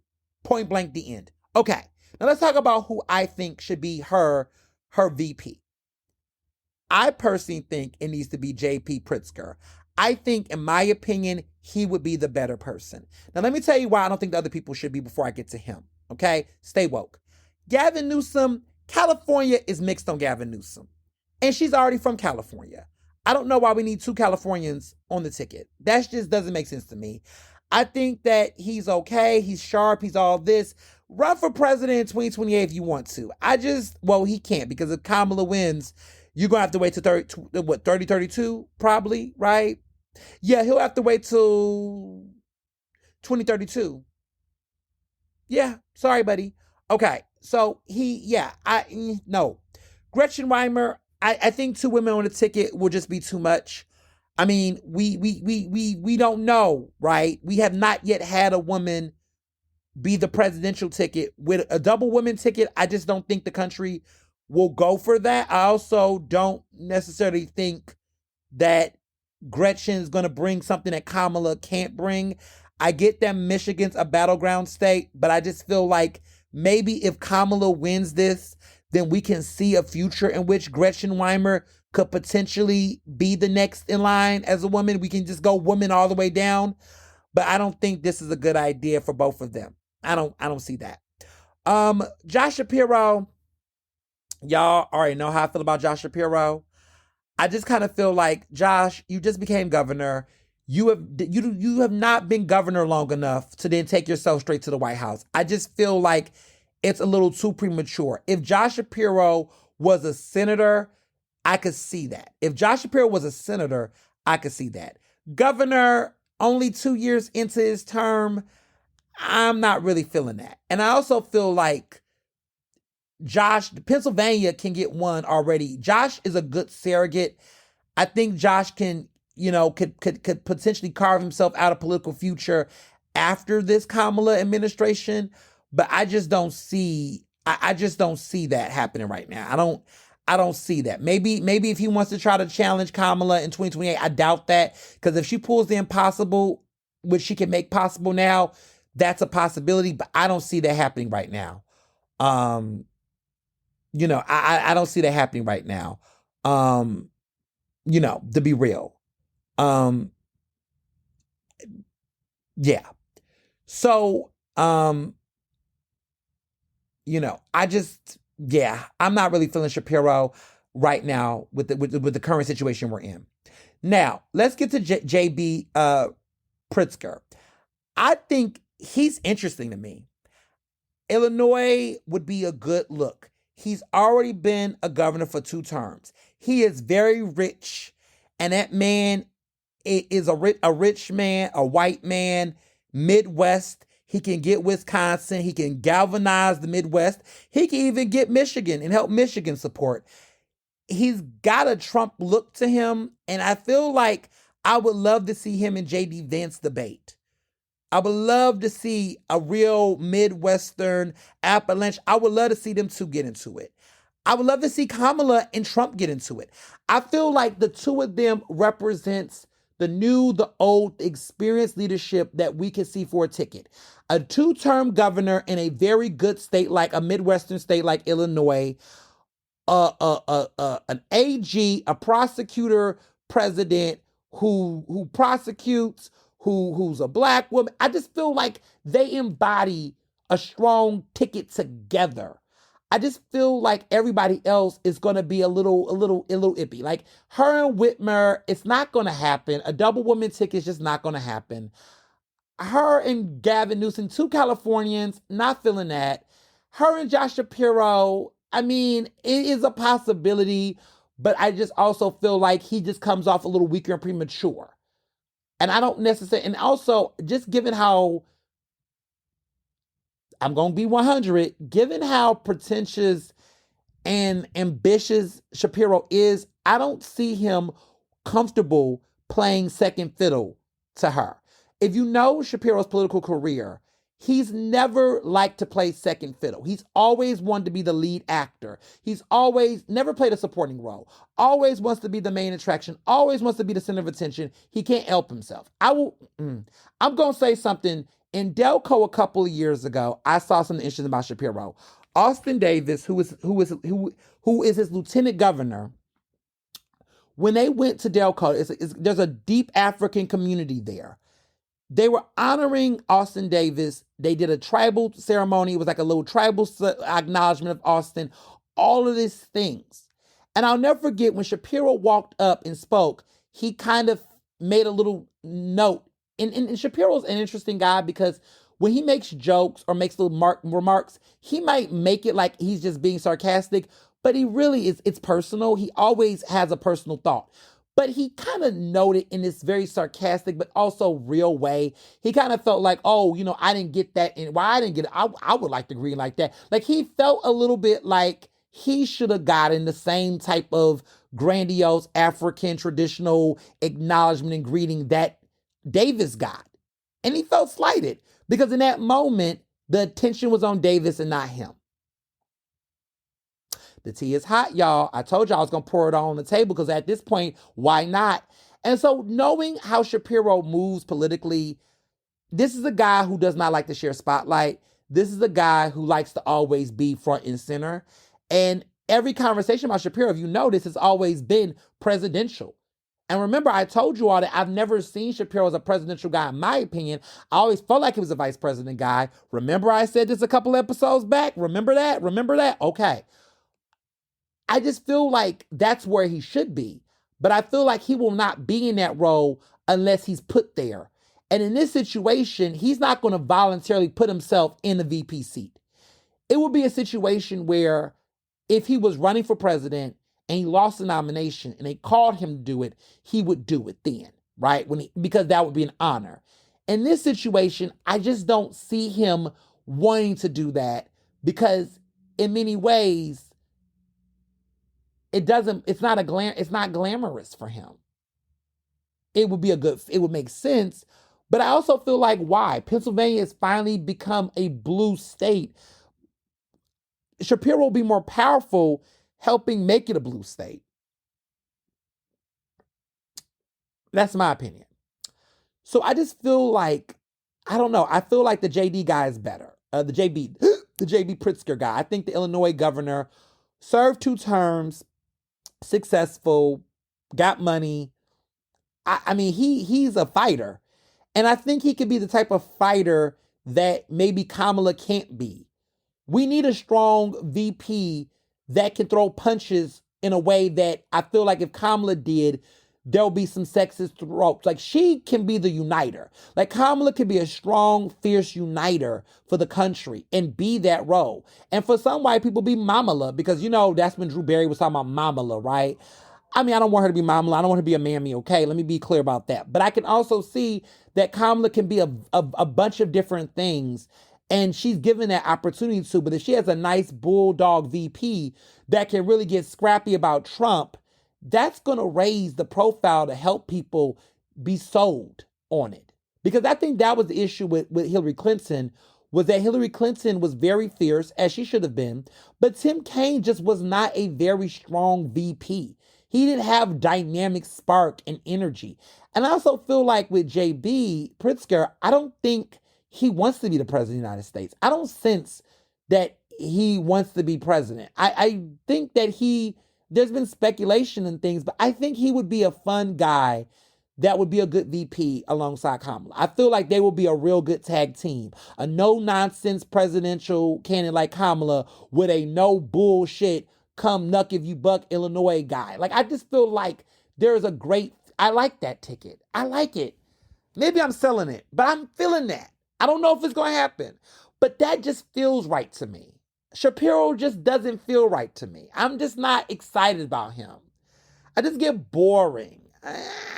Him and JD Vance debating, he would definitely cut JD. He could. He would. But to me, if I was to pick my picks, it's going to be between Shapiro or JD. I'm more favorable for JD because I feel like Kamala and Shapiro got that same young, full, youthful energy that I don't know if he's willing to not overstep and overstep her. I don't know. Hmm.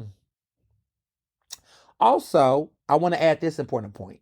Kamala, reason why I'm also happy that the idea of Kamala being a vice president, a presidential pick, is because Kamala has already went through the ringer. She's already been vetted by the media. Everybody knows all her shit. If you put a new presidential candidate out there, everybody's about to tear that motherfucker apart. Kamala's been through it. She's been through it. She's been through it for 4 years. There's nothing new about Kamala that we don't already know. She's ready. So I will give her that. What I also say about Shapiro is Shapiro has not had the national scrutiny. J.D. Pricker, I feel like even though he hasn't been national either, he's a 2-term governor. So it's almost like he's had a lot of rings through politics and through the press. I just don't know Shapiro is ready. Like, we don't really know enough about Shapiro. And I'm worried that there will be things that will come out and it will get ugly. And I'm going to leave it at that. Because you're talking to a journalist. I'm saying this as a journalist. I'm just going to say that. I don't think he's going to run, though. Because I do wonder if listen, y'all listening, are you picking up what I'm putting down, people? Because if you picking up what I'm putting down, do you understand what I'm saying? I'm just saying that with some candidates, and I'm speaking generally, with some candidates, you already know what you know. Some people, we don't know everything about them. You think with 100 days come up to an election, we want to find out? Because you know October, there'll be the October surprise, and you don't know what kind of surprise is going to be in October at this goddamn point. I don't want to find out. And I feel like we need to be a little safe with that bet. So I'm going to leave it at that. Not to my overall optimism and thoughts about this, because, there's a lot of doomsayers and people being negative Nancy's. Oh, a black woman can't win. Blah, blah, blah, blah, blah, blah, blah, blah, blah. Okay. We are in unprecedented times. This has been said a lot. And I want to be clear. We're at a point in history where anything goes, anything can happen. Anything can happen. Okay? And when I say this, that means at this point, the sky is the motherfucking limit. And I'm not going to, I think about that song, that mixtape song by Lil Wayne. I ain't heard that in a minute, but every time when I was growing up, that used to be the song, The Sky's the Limit, the No Ceilings mixtape, I think, by Wayne. That song that was a banger. But anyway, I think I'm playing that song in my head while I'm saying this, because that's just such a, that was when Lil Wayne was like Lily Peak rapper Lil Wayne, when people was really talking him up. This was like over 15 years ago. But anyway, I digress. So with the reality of what we know now, right, about Kamala, we're in unprecedented times. And that's been said so many times that I don't want to beat a dead horse. But at this point, if there was ever a time to run a black woman right now, I think this is the time, right? Because if everybody hates Trump as much as they say they do, and we're scared about Project 25 as much as we say we are, then we're not going to forfeit this election and let Trump win, right? Because didn't the logic be we vote for anybody but him? Well, if that's what it is, and we're going blue no matter who, if we're going anyone but Trump, then that means Kamala has a chance, right? Also, I'm thinking about all of the optics, right? I think about history so much. I'm going to go back to 2008 because I think I need to start there. In 2008, growing up in Houston, Texas, going to a public school, I had some racist white teachers, a couple of them, not too many, but a couple of racist white teachers. And I remember being excited about Obama, really excited about Obama. And I remember, people were just like, I just remember how many I went to a predominantly black and brown school. Most of the kids in my school were black and Latinx. And I remember we were excited about Obama and just being like, oh, this man gonna win. I remember my teacher just being like, the Democratic Party did something really nice. That was nice of the Democratic Party. I didn't understand what she was saying at that moment, but the shade was that, oh, the Democratic Party was being nice to make their base feel good. But, clearly McCain's going to win because McCain's a white man. He's a veteran. He's been in office long. He's been a long time senator. Obama's this young dude, that name. Who's going to vote for that name? Blah, blah, blah, blah, blah, blah, blah, blah, blah, blah, blah, blah, blah, blah. I heard all that. And the logic was deep in this. This country's racist. This country will never do it. And I remember that. And I was like, I don't know. I just feel like if you can galvanize and ignite a new base of voters to show up to the polls, the voters will show up, right? Because now people got a reason to vote. And I saw how Obama was able to get people to go to the polls and vote. We was excited because the possibility that it could happen meant that people who never gave a fuck because that's how big it was. And he won. And all those people that was so quick to just throw their head in and say, oh, no, that's not going to happen. America's not going to do that, blah, blah, blah, blah, blah. They gagged. And then in 2012, he did it again. Okay? He beat Romney again. He beat Mitt Romney the first time. He beat Romney. He won 2 terms. He did it. Let's fast forward to 2020. People said Trump gonna win again because of the pandemic. Trump gave these Trump checks. But, he gave the checks. Trump doing all these hookups with people. People ain't going to go to the polls during the pandemic. Folks ain't going to vote by mail. Nobody's going to do all that. I mean, at the end of the day, Trump going to calm down. He's not going to be that bad because now the pandemic happened. The pandemic humbled him. Why would he have a black woman be his VP? Oh, he definitely not going to win now. He ain't going to win. Black people ain't going to vote for that. They ain't going to vote for a woman. Why would he pick her for his VP? He should have picked, he should have picked so-and-so. He should have picked Bernie Sanders. He's not going to win now because ain't nobody going to vote for a black woman. America's not going to vote for a woman VP. Look what happened to Sarah Palin. They said that then. But what we now know was that the reason why Joe Biden won was because of the role that Kamala played in getting him elected.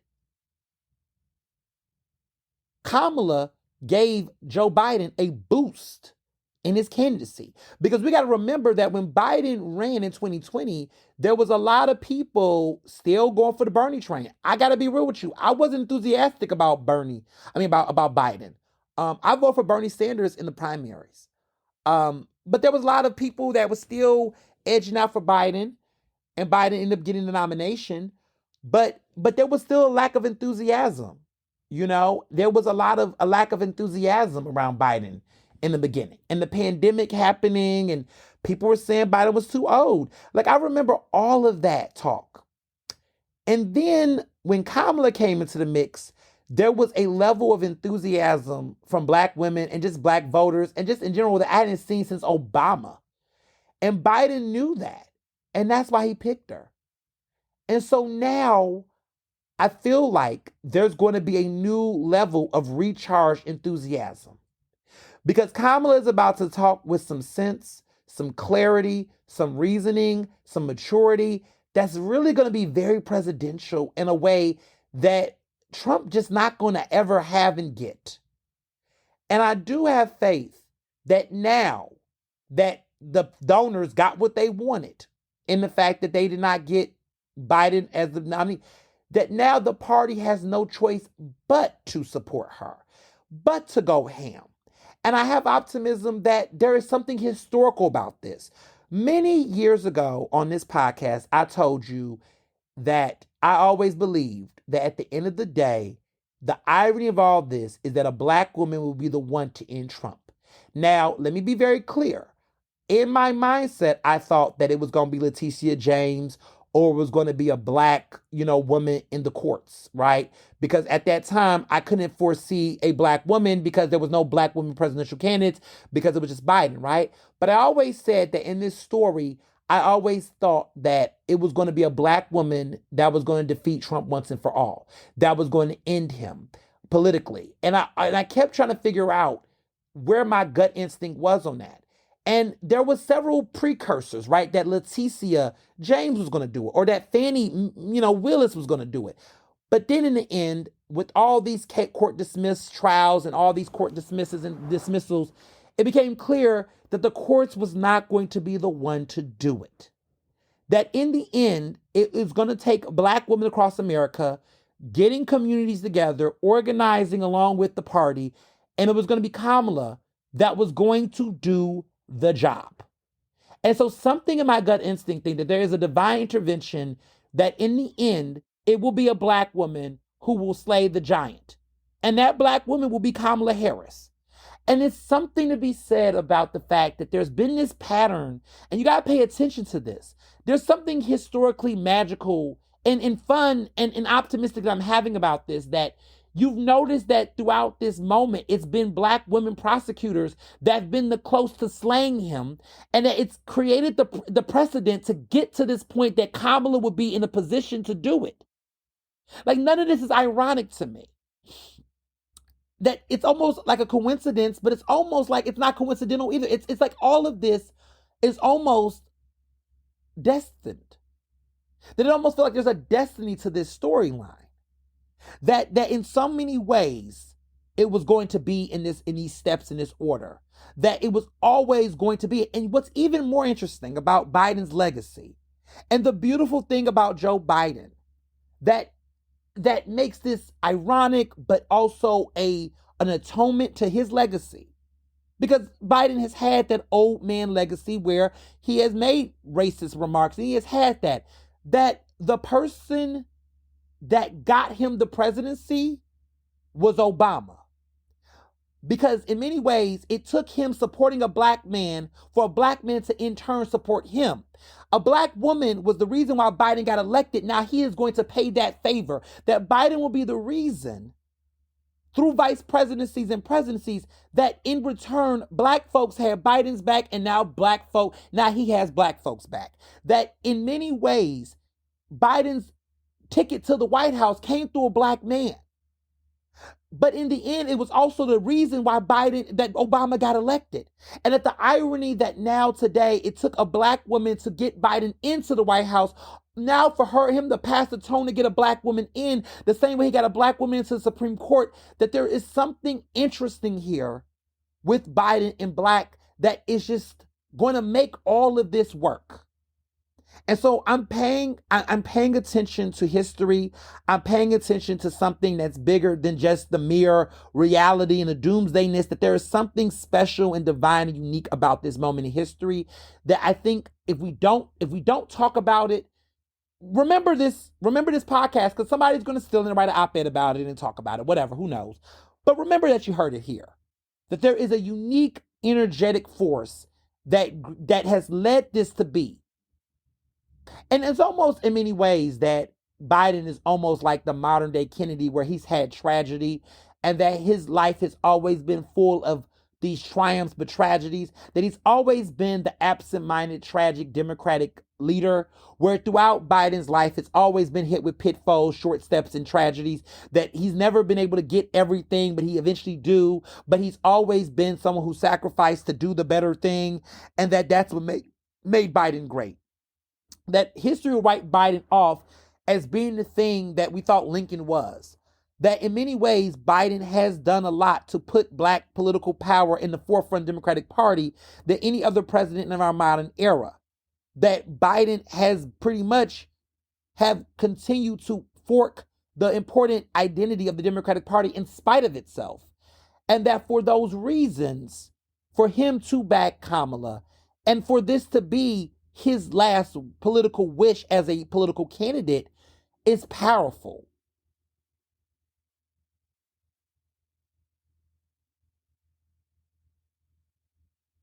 That's that says something to me. And now, because Biden has given Kamala his blessing, because he wasn't forced out completely in the way that would, I mean, that would have made him completely powerless. He's been now given an opportunity to have the last say on how he wants this to play out.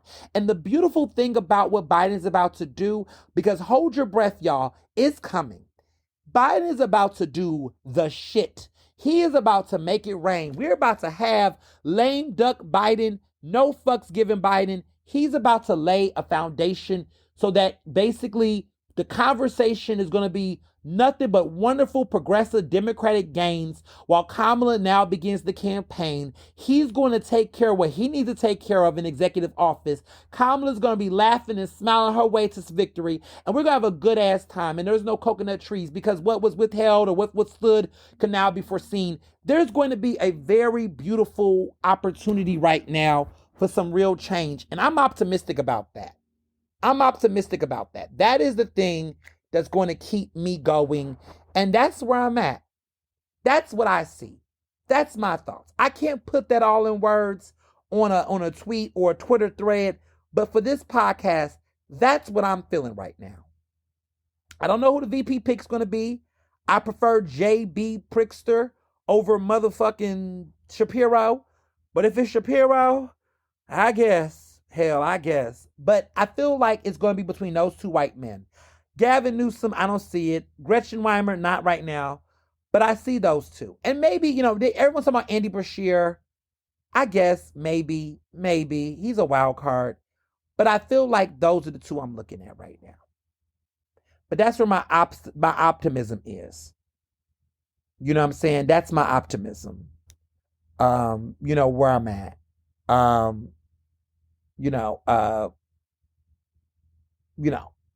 That's where I'm at right now. Because outside of that, I don't know. So let's have some optimism, people. Let's do. Because if we don't, it's so easy. It's so easy. Also, let me say this too, because I want to be real about the Democratic Party. There's some folks right now on the area saying that the reason why Biden got out the ballot is because there was, a lot of the people was not supporting what was happening with him in Israel's position. And, because they were scared the leftists were going to pull out and not vote. He was very unpopular on the war front. That's why Biden was, no, I'm sorry. I wish y'all thought, that's not the reason why. Biden's response to the situation with Palestine and Israel, as much as people will believe that there's a moral compass that drives people's decision making, I don't I don't foreshadow or foresee that happening. I don't foresee that happening. I don't think that's the reason why. The truth of the matter is, and this is the hard thing to swallow, most Americans, depending on how you take it, support the Israeli government. They support the Israeli government. They support the stance. They don't necessarily like some of the violence, but they're not unapologetically pro-Palestinian. They're just not. The Democratic Party as a collective is not pro-Palestinian. They're just not. They want to see bloodshed and things stop, of course, but their politics are not for total, complete control of that's not the Democratic Party, people. So I just want to just dispel the thought that leftists influenced by Biden's ousting. It was not. It did not. It was not the reason why. Some people just want to think that their political power and activism be swaying things. I would, listen, the reason why I say this, people, is because none of the candidates that's going to get on that ticket is not going to have opinions that differ from Biden. The policies are not going to be radically different from what Biden has already put in. So I just want y'all to not even start that because it's just not true. I think that what I have learned though is that the problem with the Democratic Party, for better or for good, for worse, depending on how you feel about it, is that the Democratic tent is way bigger than the Republican tent. The Republican tent is pretty much white, male, and Christian. Pretty much. The Democratic tent is everybody else. So when you have a big tent party, there's so many different constituencies that want certain types of needs, politics, acts, requests, all this different stuff. And because of those demands, it always creates an environment where people don't know where they stand, where they go, yada, yada, yada.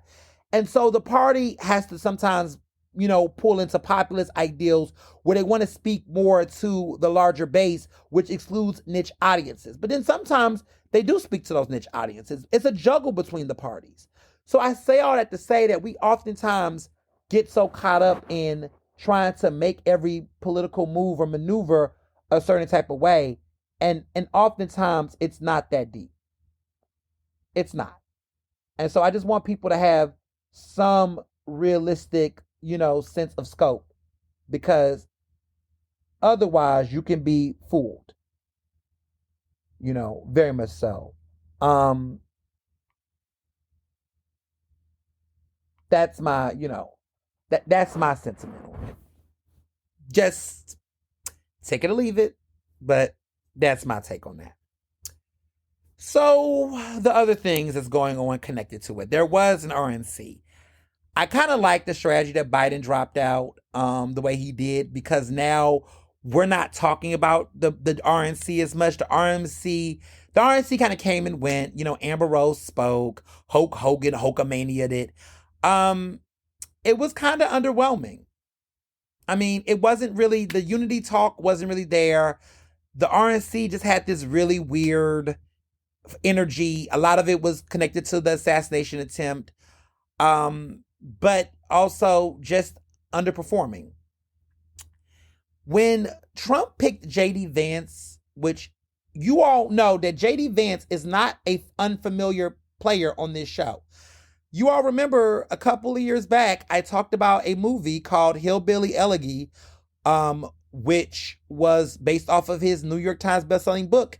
And I told you about how badly I wanted Glenn Close to win an Oscar, and this film had came out and people did not like it. They thought it wasn't a good movie, and I kind of still had my hopes up for Glenn Close. This is before J.D. Vance became this far right nut that was in politics, ran for for office, and then became this is before all of that. So but I remember the movie, and it was directed by Ron Howard, and now it's the hottest thing on Netflix, and the book is selling off the shelves because people want to get an understanding of J.D. Vance. Now we all know that there has been some conflicting narratives about J.D. Vance's story. First of all, Appalachia was not necessarily where he was exactly from, even though he's played off of that rhetoric and that narrative.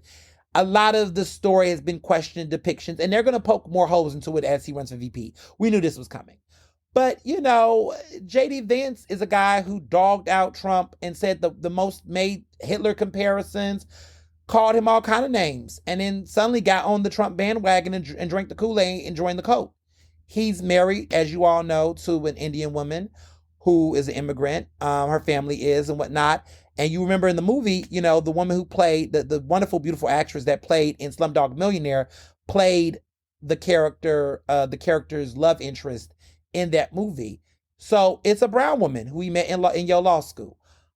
J.D. Vance is interesting because, in one sense, he's young. He's in his late 30s. He's got a little bit of star power to him for the far right. He won a Senate race. He's one of the success stories of the Republicans, because there's not been that many congressional or senatorial Republican breakout stars, but he is. And you all remember last week on my podcast, I kind of told y'all about J.D. Vance, a little bit about this situation. My predictions about him still stands. I do think him and Trump are going to fight each other for the spotlight, and it's becoming very clear that there's going to be some interesting dynamics there. I mean, the guy is crazy. he came out on Twitter and basically tried to claim that Biden, and the conspiracy theorists tried to claim that Biden was the reason why Trump, had the, dealt with the assassination. Like, it was just this kind of out of line rhetoric. Tried to basically falsely accuse the president of being behind the assassination attempt of Trump. Like, crazy shit. But we are finding out more and more that the guy who assassinated Trump, or attempted to assassinate Trump, that this guy wasn't this crazy far right nut, that he wasn't at all the extreme that they tried to paint him out to be. And everybody was just waiting to find him to be this extreme leftist, but he never was that guy. He wasn't. Interesting. I'm going to say that again. Interesting. So now people are in this weird position where they don't know how they want to feel or how they want to react to this new reality that, oh, the guy that you've been speaking about and assuming that there's levels to this shit, that there's other levels of power, and that it wasn't as grandiose as you thought it was. So that definitely struck my mind, that all this talk about, the guy who, in the end died, that he wasn't this big lone wolf, that he wasn't this leftist or this, it was just like, we don't really yet to understand why he attempted to do it. What we do realize is that Secret Service and other people just seem to be dropping the ball that day. And that more of what happened seemed to be a cause. Interesting. Now, moving along. The biggest thing for me was that during the RNC, I did listen to Trump's speech. And, listening to Trump's speech was exhausting, because in the beginning of the speech, he talks about his incident and it's this somber tone from him. But then very quickly, he goes back to his same speech. It's like this man, you know how they say you don't have it's like a rapper don't have nothing new to say. Trump does not have anything new to say. Like, it's never a new speech. Like, every time I'm getting excited about the speech, I'm just like thinking, oh, Trump's gonna say something different, y'all. Everybody's been like, oh, he's gonna be presidential, he's gonna say something different. And every time Trump gets his ass up to speak, he ain't saying nothing different. Like, it's nothing, it's nothing, groundbreaking, or anything like that. It's like, it's like the same type of, rhetoric about immigration, and they're stealing your jobs. It's the same bullshit. And I was just like, all this talk about unity and not dividing people and being unified. Like, this party is not trying to do nothing about no type of unity. Like, there's no talk about unity. Like, it's not. The gag is they was too busy talking about, what got me gagging was they were talking about how, possibly, the racism kicked in about the fact that JD Vance's wife is brown. And everybody wants to act like she don't know what she married. Now, let me be very clear about this. Don't believe for 5 seconds that JD Vance's wife is not smart. We got to start holding people accountable. Not all our skin folk are our kinfolk. Now, she's not black, so she's not my skin folk. Let me be very clear about that. But I want to be also transparent that at this point in the game, there's all this rhetoric around trying to talk about her and act like she don't know what she married. Child, she knew what she married, okay? And she riding with it, okay? She's down with the crown.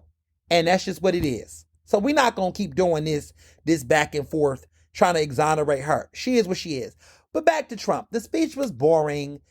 It's the same shit, different day. And when he spoke, I realized the man was rambling off script. There was like a 90-minute ass speech. And he rambles. And it's the same rhetoric and everybody's over it. Please beat him, Kamala. Please, America, wake up. The man is tired. Like, we just can't. Everybody keep just take a moment, y'all, because I can't wait. I can't wait. I can't wait till November 5th. I can't wait when Trump loses, because everybody that said all the shit they said, it's gonna be a new day. And all these people with all their bullshit, let me tell y'all right now, I can't wait for y'all to leave. The Democratic Party, if you want a revolution, this is it, because the Democratic Party needs a new wake up. I'm tired of all these old white men, I'm tired of Ezra Klein and all that shit. I'm tired of the Nate in the Nate in his fucking post. I'm tired of all of these wonky ass dudes that's been getting it wrong for fucking 10 years and acting like they know something about us that we don't know. It's time. It's time. It's a wrap. It's gotta go. And after hearing Trump's dry ass speech, I just feel like it is, at this point, we're going to have a beautiful compare and contrast. Compare the Democratic Party to the Republican Party. Compare how dated Trump is. And I want the media, because I see New York Times already writing their stuff about Biden. Oh, what Biden did was a good thing. Oh, good. Yeah, y'all so happy. Y'all forcing him out. Cute. Cute. You got what you want. Now, everybody got to show up and show out. Biden gonna make it rain on these policies. He's about to really show his ass and lame up more, and I really gonna love it. Trump is really about to be a broken record that nobody's gonna want to hear because he's old and he's tired. That October surprise is gonna be really interesting. This DNC better be on point. Okay, I want this shit to get straightened out before the DNC. All these people that want to run for president, I need y'all to go ahead. I want Gavin Newsom to back Kamala. I want everybody to get behind Kamala. And if you want to be the VP pick, go throw your hat in for VP. Nobody needs to step out and challenge Kamala, period. Now moving along. Back to work, says Mayor Sherelle Parker. So this week, return to back to work week has come. There's been all these happy hour deals, drink specials. People are going back to the office as they should. And you know what? The world did not fall apart. Oh, the thoughts of protests and anger and rage and violations. Everyone just thought it was going to be just so difficult to return back to the office. And they went to the office. They kept their pensions. They got their good benefits. And they're working again. I like the strategy. I think she did the right thing. I'm really happy that Sherelle stood 10 toes down. You know what I'm saying? Really happy about that. You know what I'm saying? For real, for real. You know, and I think that's the, that's the real point that matters. And yeah, so that's big. There's some stuff going on in the State House. I want to keep y'all ears because there's been some politics behind the scenes and some of y'all had some questions and I want to give y'all some good updates. There's some good news and there's some interesting news. So this week in Harrisburg, because it's nice to talk about things outside of what's happening nationally, but you all know that there was 2 announcements, official. Stephen Kinsey, who is a state rep in Germantown, area, in the Northwest area, he has resigned. And also Donna Bullock, who is, out there in North Philly, Strawberry Mansion. She's the state rep. She also handed her resignation. Now, this should not come as a surprise to anybody because let's be clear. Donna won re-election for her seat this spring in the primaries. But she recently, earlier this summer, and now she's going to Project Home. She's going to be a new CEO. She's going to get a fat check, nice 6 figures. She's going to make some good money. And she basically announced that she was going to leave for that position. Now, we did not know when she planned to do that and when that was going to happen. We officially know now. There is going to be a September 15th primary that's going to happen. I think it is a special election. And I think it's on the 19th. I'm sorry. It's going to be September 19th. I'm sorry. September 19th primary. It's going to be a special election. Now, I want to talk about 2 races. Let me talk about the easier one to understand before I get to the complicated race. So, the good news is, let's talk about Stephen Kinsey's race in Germantown. Andre Carroll, who will be the second Black man ever to be elected as a state rep in Pennsylvania's history. It is about to happen. It's pretty much going to happen at this point. There is a special election, and as you know, when there's a special election, the Democratic Party and the ward leaders pick someone to run that special election. Well, as you all know, Stephen Kinsey did not run for re-election. So he was never going to be in the seat anyway. But he has decided to resign to now trigger a special election. So now Andre, who won the Democratic nomination, is now going to be on a special election ballot. And basically, he's going to be in Harrisburg much sooner than later. So rather than get sworn in January, where he was going to have to run in November, he's still going to be on the November ballot. But now he's going to start his job early. My good friend, someone I've admired for a long time, and who I'm so happy that we're going to now have an alternative in Harrisburg compared to the other gay state rep that we have that's black. That's just kind of boring and not a good leader. And he's now trying to run for another seat. He's not quite. Anyway, we now have Andre Carroll, and we have a black queer voice that represents a better swath than the other guy in the seat that's now running for Auditor General, that has no experience in auditing whatsoever, but wants to go for the state seat. He will lose, and he will still be in Harrisburg alongside Andre Carroll. Except we're going to have a good time because Andre Carroll is going to be the bigger star. Anyway, he's going to now be on a special election ballot. He's going to get elected. He's going to win in September, and he's going to be in Harrisburg, and he's going to be a state rep. No more state rep candidate. He was never elect yet. He was always the Democratic nominee because he had not yet won the election. Well, when he wins the special election, he will be in the state rep seat, and he will still be on the November ballot, which he's going to win that as well. And pretty much everything is going to happen very fast for him. So he is going to be a state rep in 2024 rather than wait till 2025. What a miracle. Good things happen to people sometimes. There's sometimes good news in Philly politics and state politics. So kudos to Andre. He's super excited. This past weekend, he signed the paperwork officially. The party supporting him, and he's good to go. So that's just great news. I have another state rep friend in Harrisburg, and somebody that's cool, that I know is qualified to do the good work and do the good job. And he's going to now be able to really go ham and really make sure that this time we elect Kamala Harris to be our next president. What an honor. So, good stuff. Now, let's get to this drama with Donna Bullock's situation. Donna Bullock's situation is very complicated because she did run for re-election and won her seat. So whoever gets this special election seat, there is going to have to be another election in the early winter in February. Because just because you win the special election seat, whoever wins the special election seat is only going to have the seat until December 31st. For Andre's situation, because he was already a Democratic nominee for the November ballot, he is just going to transition into the role into January. The person in this particular position, this person who wins this special election, they're going to have to run again in February. And that seat will be vacant in January until that special election, because Donna will win basically in November because that seat's predominantly Democratic. So she's going to win because her name's on the ballot. It's too late to take her off the ballot and put a replacement in. It's too late. So what this means is Donna's name will be on the ballot. Clearly, she's the Democratic nominee. Donna's going to get it because that's a predominantly Democratic district. Donna will win, right? What's going to happen is that because Donna's not in the seat and occupying the seat, this is going to have to trigger another special election in February. And so then this person is only, whoever wins the special election in September, right? They're only going to have the seat till January 31st.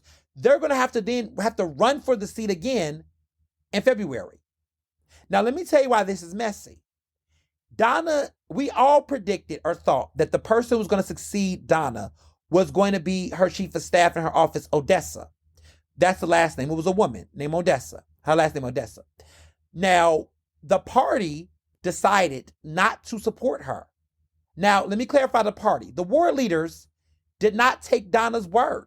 And normally, not always, as history will tell us, that when a person is done with a seat, Normally, people assume the incumbent can pass the seat down to somebody of their picking. So they have people that they can pick. And I think that plays a role into how they maneuver the various political relationships that they want, right? Because they can say, okay, I want to pass this torch to my next person. Kind of like what Biden did with Kamala, right? That's kind of what state reps do in these situations. But in this situation, the world leaders was like, no, we got somebody we want. And the person that they're picking is a ward leader in the area. He's a black man. He's been in he's liked in the district in the area. Odessa is it clearly did not have the pool. And this person, his name is Keith Harris. And so he is a ward leader in that area, and the ward leaders pick amongst themselves. So they picked him. And so he is now the Democratic nominee for the special election. And as you all know, in history, there is like a 99.9% likelihood that the person who gets that Democratic nomination in the special election will win the seat in that special election. So pretty much, we need to be already congratulating State Representative Andre Carroll, soon to be, and also soon to be State Representative Keith Harris.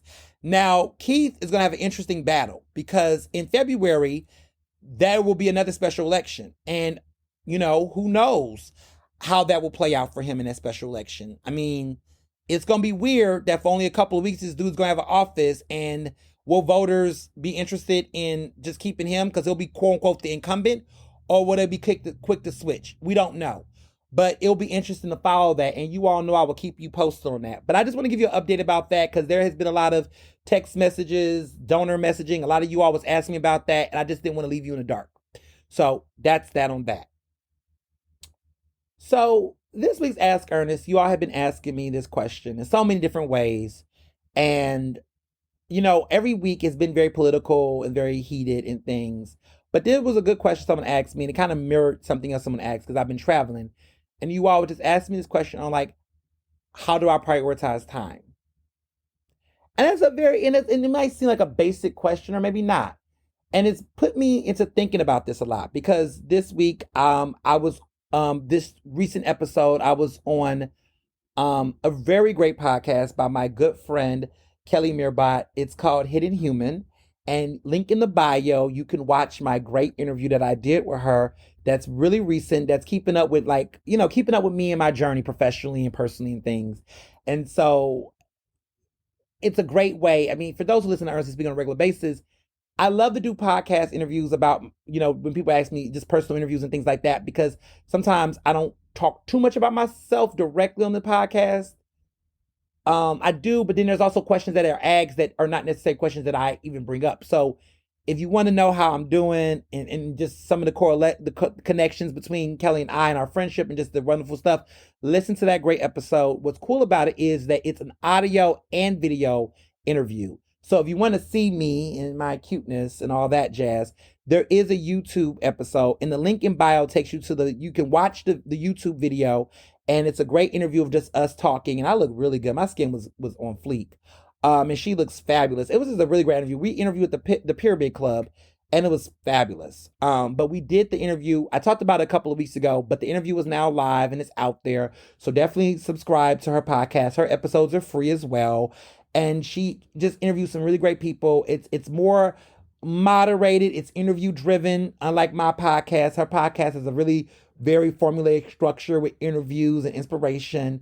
And it's a good program. So if you're looking for something a little bit more, structured and interview type based, it's a great supplemental listening to, of course, Ernestly speaking. So it's called Hidden Human. Check it out.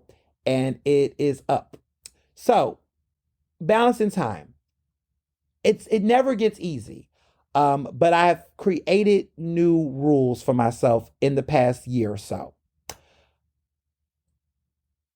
These are some things that I've taken away from myself. No job is ever going to dictate my entire livelihood. No work, no career, no anything. I'm able to say that now because I'm in a position where I am self-employed. I am my own boss. So there is relevant. But listen, everybody has to work. Everybody gets opportunities, everybody gets invitations, everybody gets all that. And my work and the work that I do, I am oftentimes thrown with tons of invitations and things and opportunities. And so I say this from the mindset of what I mean by work not dictating my livelihood in a certain way. I'm very blessed in a position where I'm always being given opportunities for my time, and the time equals to money. So I'm not talking about just more labor on labor, but there's always an accolade, there's always a check, there's always new money opportunity. And at some point you have to say to yourself, how much money how much more money can you get before you recognize that your valuable time is being is being taken from you, that you're missing out. And so 2 summers ago, not last year, but the summer before that, I found myself in a situation where I was realizing, like, okay, I was getting so many great opportunities. I was being booked for things. And yeah, I was making great money. It was fabulous. It was great. But I was realizing, like, that I hadn't done anything. Um, it wasn't that I couldn't afford it. I was in a position where I had the money to spend to do things. I had opportunities to vacation in certain ways. And I just wasn't doing it because every single time I could have did it, I was like, oop, I got this opportunity. I got this opportunity. And I got to a point where I was realizing, okay, I'm doing a lot of work, but where is the leisure? Where is the leisure in this? Like, where is the vacation? Where is the relaxation in this? And I need that. And while I don't need it the way everybody needs it, like everybody vacations differently. Like, let me be very clear. Everybody vacations differently. So let me be very clear that my vacations will never be me on some tropical island. I'm just not that girl. Never have, never will. But fun for me, I wasn't seeing work vacationing in a sense that it was not for work. Like, I wasn't able to I didn't see the fun I was having where I had time set aside. And so that was like irking me. And I said, you know what? Let me take a moment to really start prioritizing need versus want and necessity and how that prioritized. And so how I manage time is when I started to rehab that cultural reset, where I got to a point where I'm not desperate for money. I'm married. I have a 2 income system. I'm in a position where, okay, my time is my time. And I want to set time for me to relax and have fun. And I want to do it. That's the first thing. And time to have real time, like intimate time. So the first part was I wanted to set time for myself to have fun. Because there's only so many times you can work and do stuff. There's always going to be work. There's always going to be a crisis. There's always going to be time to make money. There's always going to be a booking engagement. There's always going to be something to do. Okay? So I had to tell myself I need to stop being in this mindset of scarcity of opportunity and resources. That if I'm as abundant and as vibrant as I say I am and know I am, those opportunities are always going to come. And so I had to get past that type of mindset that, oh my goodness, I'll never get this opportunity again. No, I've come to realize that there's always new opportunities. And sometimes you'll realize that you dodged a bullet. So, I'm recognizing the blessing of that. So the first thing for me was recognizing that my work was not going to be work alone, money alone cannot take up my time alone. That money is not a good justification. That just because it's an opportunity to make more money or whatever, that's not there. That's not a good justification to waste my time or to lose opportunities. So that was part of it, and to set time to have fun and real isolated fun for myself. The other thing about my time is that I had to be able to also differentiate time. That with my situation, I want to have time with my friends, I want to have time with my man, and I want to have time to myself. And that I need to make sure that in looking at the things that I do, some things are not for everybody. That I need to say, look, if I want to have a Lip Brothers time, Lip Brothers, we got time. But we make time for each other.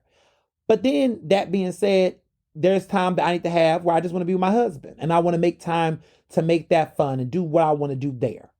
And then there's some times where I want to hang out with other people and mix and mingle or network or whatever I feel like it. And I need to make time for that. But there's also time where I want to be to myself. And I had to get to a point where I needed people to stop being in my wallet, but not be on my calendar. Where the mindset was that because I had nothing to do, that meant it was nothing. There's always something to do. whether it's doing me or doing a job or doing my man or doing my friends. There's always something to do. And just because there is no event booked on the calendar does not mean that that's free time for someone else to take my time. Sometimes we look at our calendars and our schedule and think that unless there is something immediately preoccupying us, then that means that's time for someone else. I've realized in the past year, I need time set aside to process and think. I take some time throughout my day, but throughout the week to have undisturbed, leave me the fuck alone time. And that time is not time for anybody else to preoccupy me to make a phone call. There are some days where y'all think I'm out every single night, but I'm not. There are nights where I don't do nothing. There is a night, and someone say, well, where are you at? What are you doing? It's just times where I just want to be at the house. And I just want to be to myself. And I don't really talk to nobody. And I don't want to interrupt my speech, my pace. I just want to be to myself.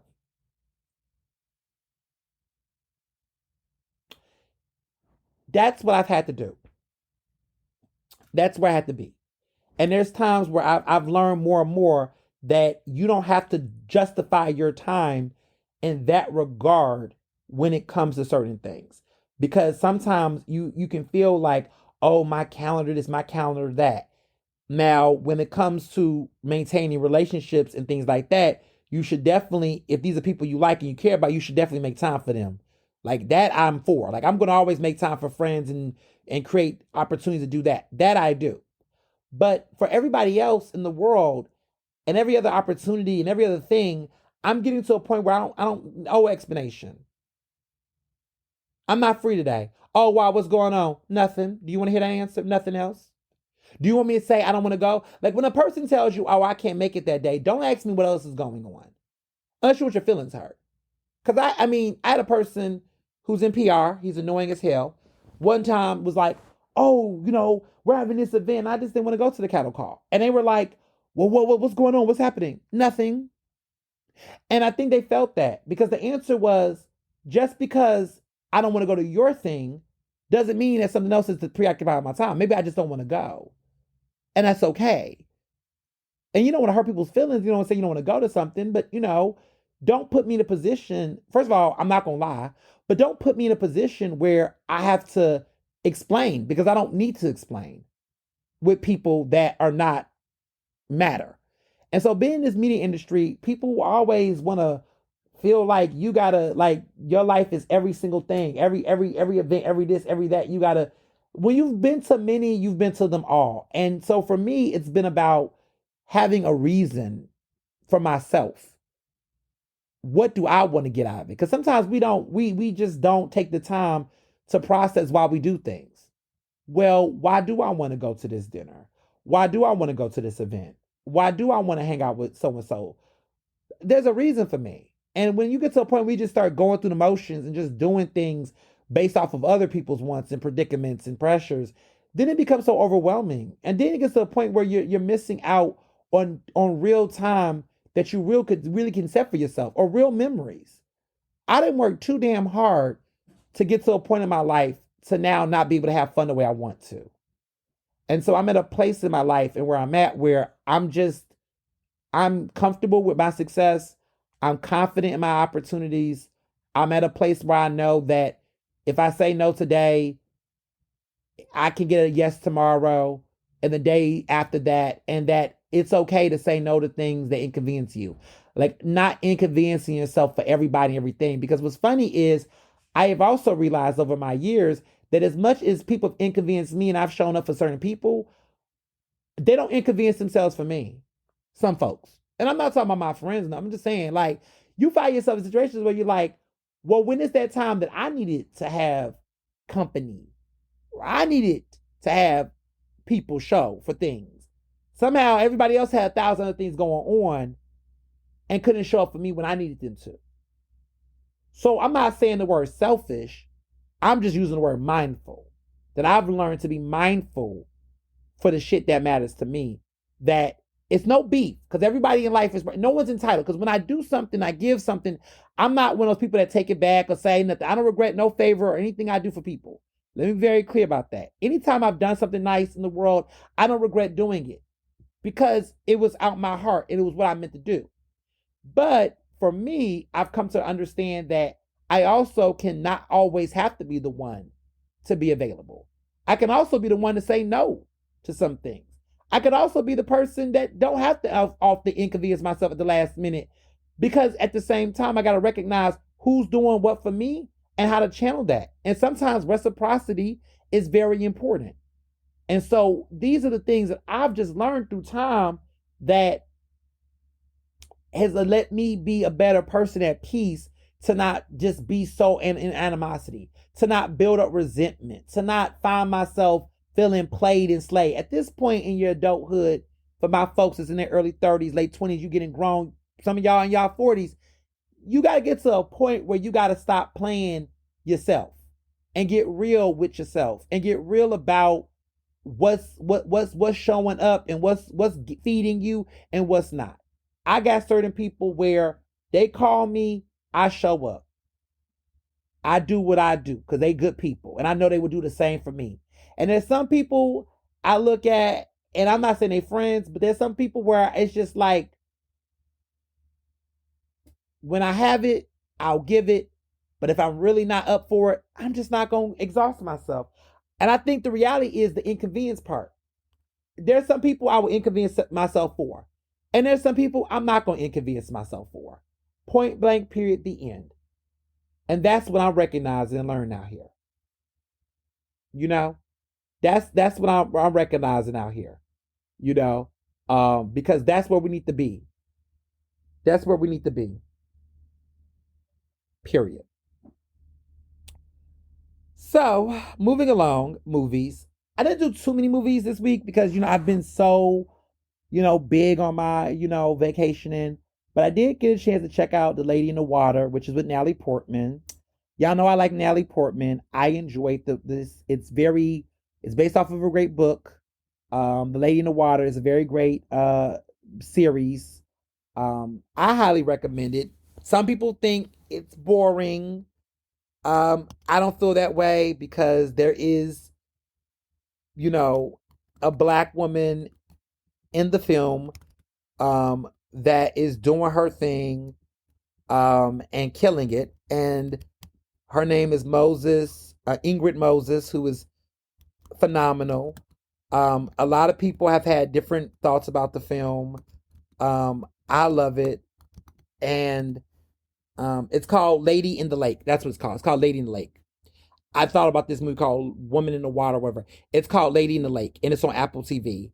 And it's got nightmarish to it. It's twisty. It's a mystery. It's a TV drama. I like it. And people say it's an adaptation done right. It blends two stories that don't always flow as well as it needs to, but the characters are so intriguing, Maddie and Cleo, and I highly recommend it. I like it. I think it's good. And Natalie Portman is phenomenal. It's an adaptation done right, in my opinion. I highly recommend it. Yeah, I recommend it. Also, if you are watching Lifetime and want a good Lifetime movie that's cheesy but good, Miss Cleo, The Rise and Fall is fun. And if you are looking for something just to watch and escape in nostalgia land, I highly recommend this Miss Cleo film. This is a biopic. It's a little low budget. It's called Miss Cleo, Her Rise and Fall. It is on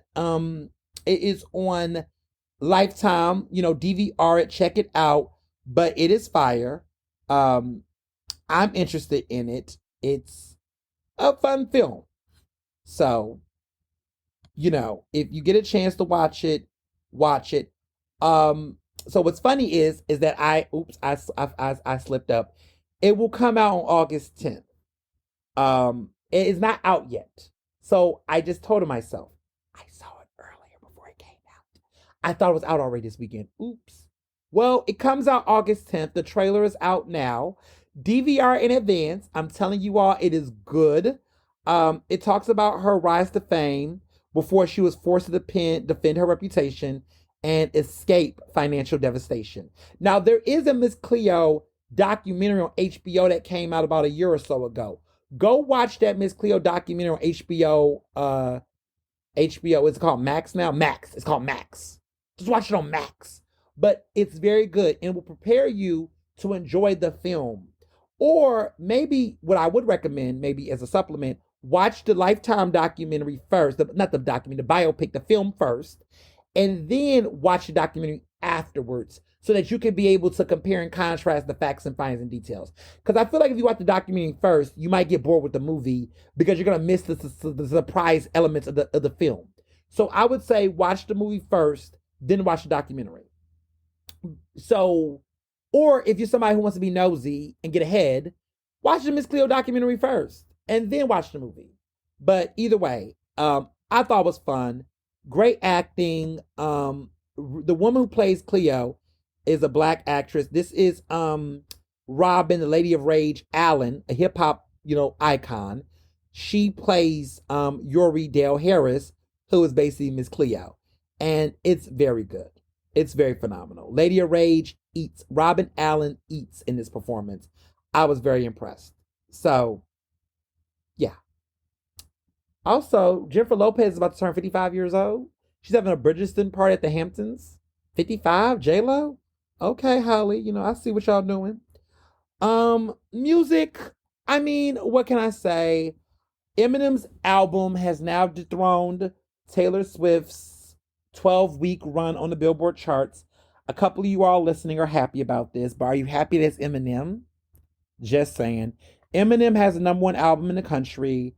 I figured it was going to happen. I kind of told y'all I thought it was going to happen. This because Eminem is a big enough artist that a person who's had 12 weeks. I'm just a little disappointed that Billie Eilish couldn't have done it. I'm just a little annoyed that Billie Eilish couldn't dethrone, Taylor Swift. But Eminem has done it. White men be white mening.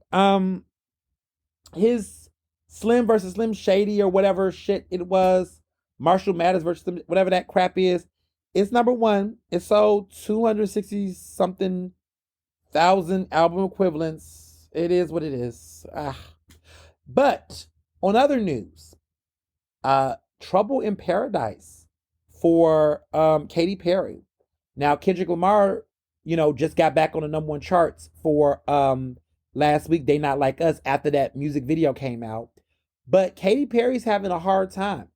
Her song Woman's World, it did not do well on the charts. It's a major flop. We all saw this coming. It's not doing well as we predicted. It's just not. The music video was trash. The song just did not hit. Dr. Luke's involvement did not help it none.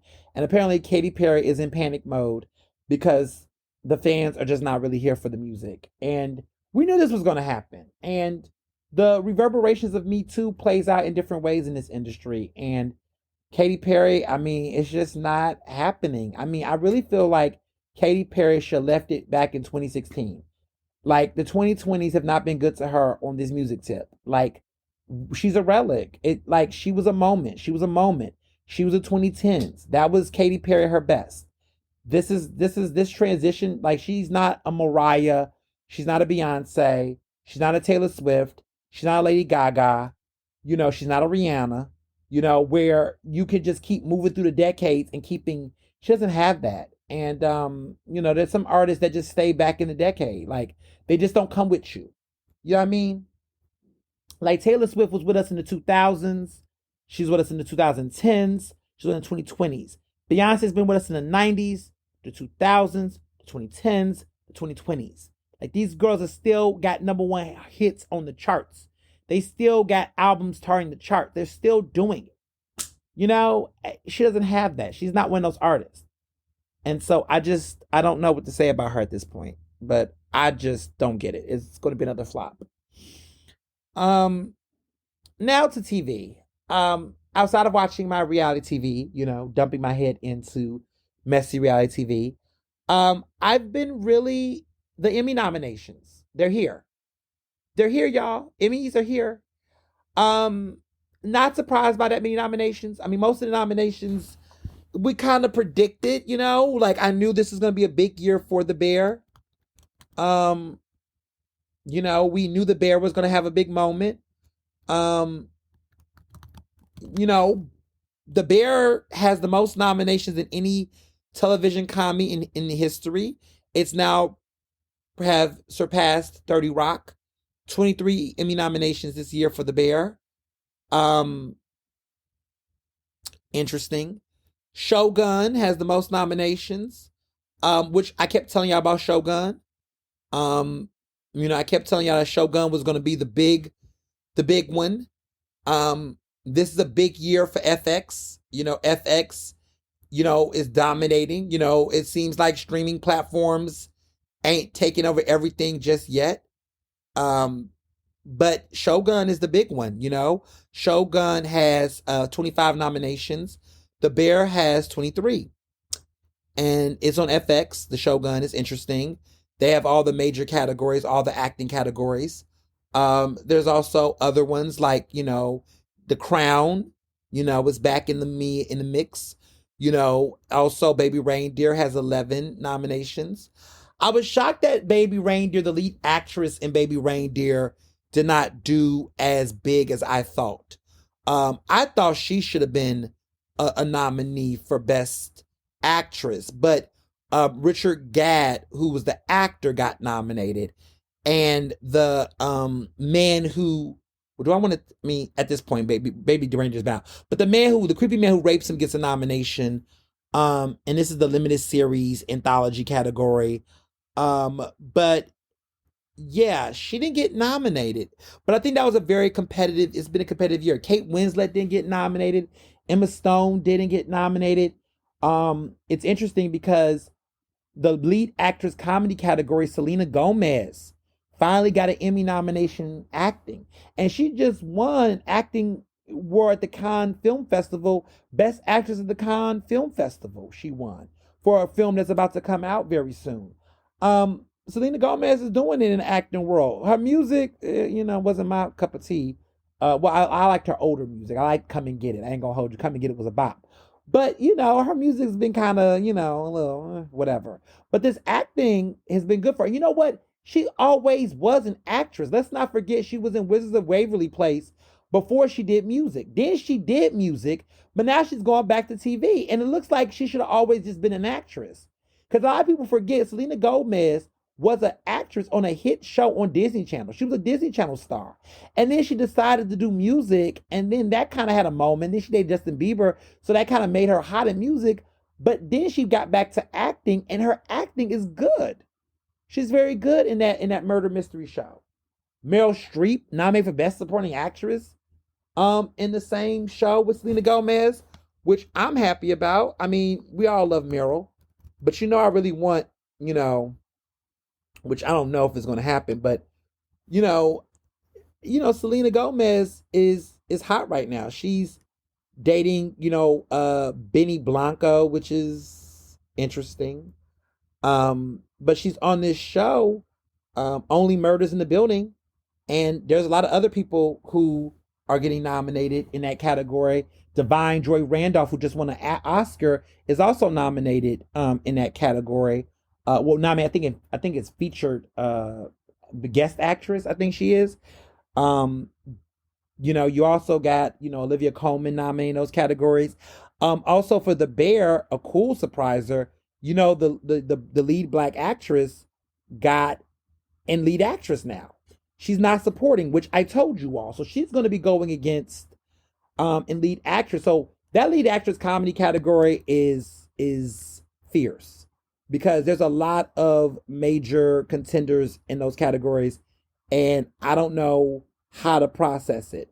So let me just, for people who have not followed all the nominations, let me just give y'all like a little thing. Lead actress in a comedy is going to be very crazy because, for starters, you got Quinta Brunson, who won last year. You have Io, who won Best Supporting Actress last year in The Bear. She's not in the lead actress category. You have Selena Gomez. You have Maya Randolph. You have, the actress who is coming back, Jean Short from Hacks. You have also there's another actress that was in there that had me shook. But it's a bunch of interesting players. I want to make sure I have everybody right. Um, but it's a lot of major players in it, and it's just like, to me, we don't know who's going to be in those lead categories in the end. Like, who's going to be, vying for the top spots, because there's some. I mean, Usher's even nominated for an Emmy, um, which is very telling. But this is for a Super Bowl special, so that is a good look. I mean, Super Bowl. I mean, he could win. Emmy, Usher's been having a great year overall. But back to that lead actress in comedy. So, because I wanted to make sure I had all of the contenders in here, but it's also Gene Smart for Hacks, Kristen Wiig for Palm Royale, Maya Randolph for Loot, Selena Gomez for Only Murders in the Building, Quinta Brunson for Abbott Elementary, Ayo Ebadiri for The Bear. Very competitive. Very competitive. I don't know. If I was a betting man, I would say Ayo, but then Selena Gomez might surprise us. But don't sleep on Gene Smart, because Hacks was really good this year. So I don't know. It's a three-way race. It's between Selena Gomez, Ayo Edibiri, and Gene Smart. Those are the three. Um, I don't think Quinta's going to win again. Now, what's interesting though is that Best Supporting Actress in the Comedy is Carol Burnett from Palm Royale, Liza Colon Zayas in The Bear. She's the Latino actress. She got the nomination, which was a big surprise. Then you got Janelle James in Abbott Elementary and Sheryl Lee Ralph, and you got Hannah Endenbeiner for Hacks. So these are some previous winners. I think the race is going to be. I wish Janelle James won. Honestly, she's like, she never wins. Carol Burnett, because she's a veteran, she might win. Carol Burnett or Liza Colon Zayas. I could see that, because there's got to be a Latinx winner. There's been no Latinx actresses and actors winning in these categories. For Best Supporting Actor in a Comedy, I was really impressed with the surprise nominee. So Tyler James Williams was nominated for Abbott Elementary, which is great. It's nice they got an Emmy nomination. But Lionel Boyce for The Bear and Eben Moss Bacra. So Eben Moss, he is, cousin Ricky or whatever. He won last year. This year, I think he's going to probably win again. I think he's a shoe-in. I'm surprised Lionel Boyce got in. That was a surprise. Best Supporting Actress in a Drama, that also took me by surprise a little bit. You got Nicole Bahari. First of all, Nicole Bahari, 8. But you got Holland Taylor, you got Karen Pittman. So Holland Taylor, by the way, goes out with Sarah Paulson. They're married, by the way. They're lesbians. They're married, to FYI. But Karen Pittman, you got Greta Lee, who is an incredible actress. Nicole Bahari. You got 4 actresses from The Morning Show. And you got Leslie Mansville and Elizabeth Debicki from The Crown. And you got Christine Baranowski from The Gilded Age. Honestly, I think that Elizabeth Debicki, who played Princess Diana in The Crown, is going to win Best Supporting Actress. I just feel like that's going to win, in my opinion. Now, Best Actor in a Drama Series is interesting. You got Donald Glover, you got Walton Goggins from Fallout, you got Gary Oldman from Slow Horses, you got the actor from Shogun, you got Dominic West from The Crown, and you got Idris Elba from Hijack. I don't have a clue who's going to win this, y'all. That's up in the air. Best Actress in a Drama Series, you got Jennifer Aniston, you got Reese Witherspoon, you got Imelda Stanton from The Crown, you got the actress from the show from Shogun, you got Maya Erkins from Mr. and Mrs. Smith, and you got Carrie Coon from The Gilded Age. Toss up, I don't know. Maybe Imelda Stanton from The Crown, because people love The Crown, and Queen Elizabeth passed away, so maybe. Best Drama Series, I don't know. I would say Shogun. Maybe Shogun. I'll say Shogun. Um, but the thing about these Shogun shows, right, is that it reminds me of Squid Game. Where is it going to be a situation where it's going to dominate a category and then it's going to go away? That's what is going to be on my mind as we get into this Emmy season. But we'll see. Best Comedy Series, The Bear, Abbott Elementary, Only Murders. I mean, I feel like The Bear is going to win again, because the second season was also strong. Again, this sucky third season will not be in consideration until next Emmy cycle. So just keep that in mind. But I don't know. Maybe the tide will turn. We'll see. And also, I just want to say this: Jamie Lee Curtis got nominated for Best Guest Actress in a Comedy Series for her performance in The Bear. I knew the moment I saw that episode, the dinner they had last year, I knew she was going to get the Emmy nomination. And quite frankly, I think she's going to win. I hope she wins because that performance was everything. But she's got some stiff competition. Maya Randolph, Kristen Wiig in another category, Olivia Colman, Caitlin Olsen, Divine Joy Randolph. I mean, it's stacked with Oscar winners. I mean, let me see. One, two, three. You got three Academy Award winning winners in this category. It's crazy. People who did not get nominated, I was sad about. I was sad. My girl Kate Winslet, my girl Kate Winslet did not get nominated. For her performance. I don't think the series got enough buzz, but she's got a new movie she's about to be in called Lee, and people are talking about it. I'm excited about that. But The Regime was the show that she was on Max, and it did not get a nomination for her, and I was surprised. People said Emma Stone did get nominated for The Curse. I don't care because I'm mad at her for getting the Oscar, so she'll need an Emmy. Okay. Um, but I'm also very excited about the major categories, and this is for the lead actress categories in some of these major, TV movies anthologies. And so I'm I'm really excited about some of those categories and what that's looking like. So, you got lead actress in a limited or anthology movie or series. You got Jodie Foster, Brie Larson, Juno Tempo, Sofia Vergara for Griselda, which I thought was great. Naomi Watts in Feud, which I kept telling people that was going to be a great, you know, great situation. Um, there's some interesting performances. There's some supporting performances. Lily Gladstone is nominated for Under the Bridge for Best Supporting Actress in a Limited Anthology Series. She's got some tough competition. She's going against Diane Lane. She's going against Kali Reese. It's a lot of indigenous performers being nominated for the first time. Jessica Gunning. Oh, so Jessica. Okay, so let me take this back. Jessica Gunning got nominated for Best Supporting Actress in Baby Reindeer. So let me clarify that. It was not a lead performance. I thought it was a lead performance in my appearance, but she got nominated for Best Supporting Actress in Baby Reindeer.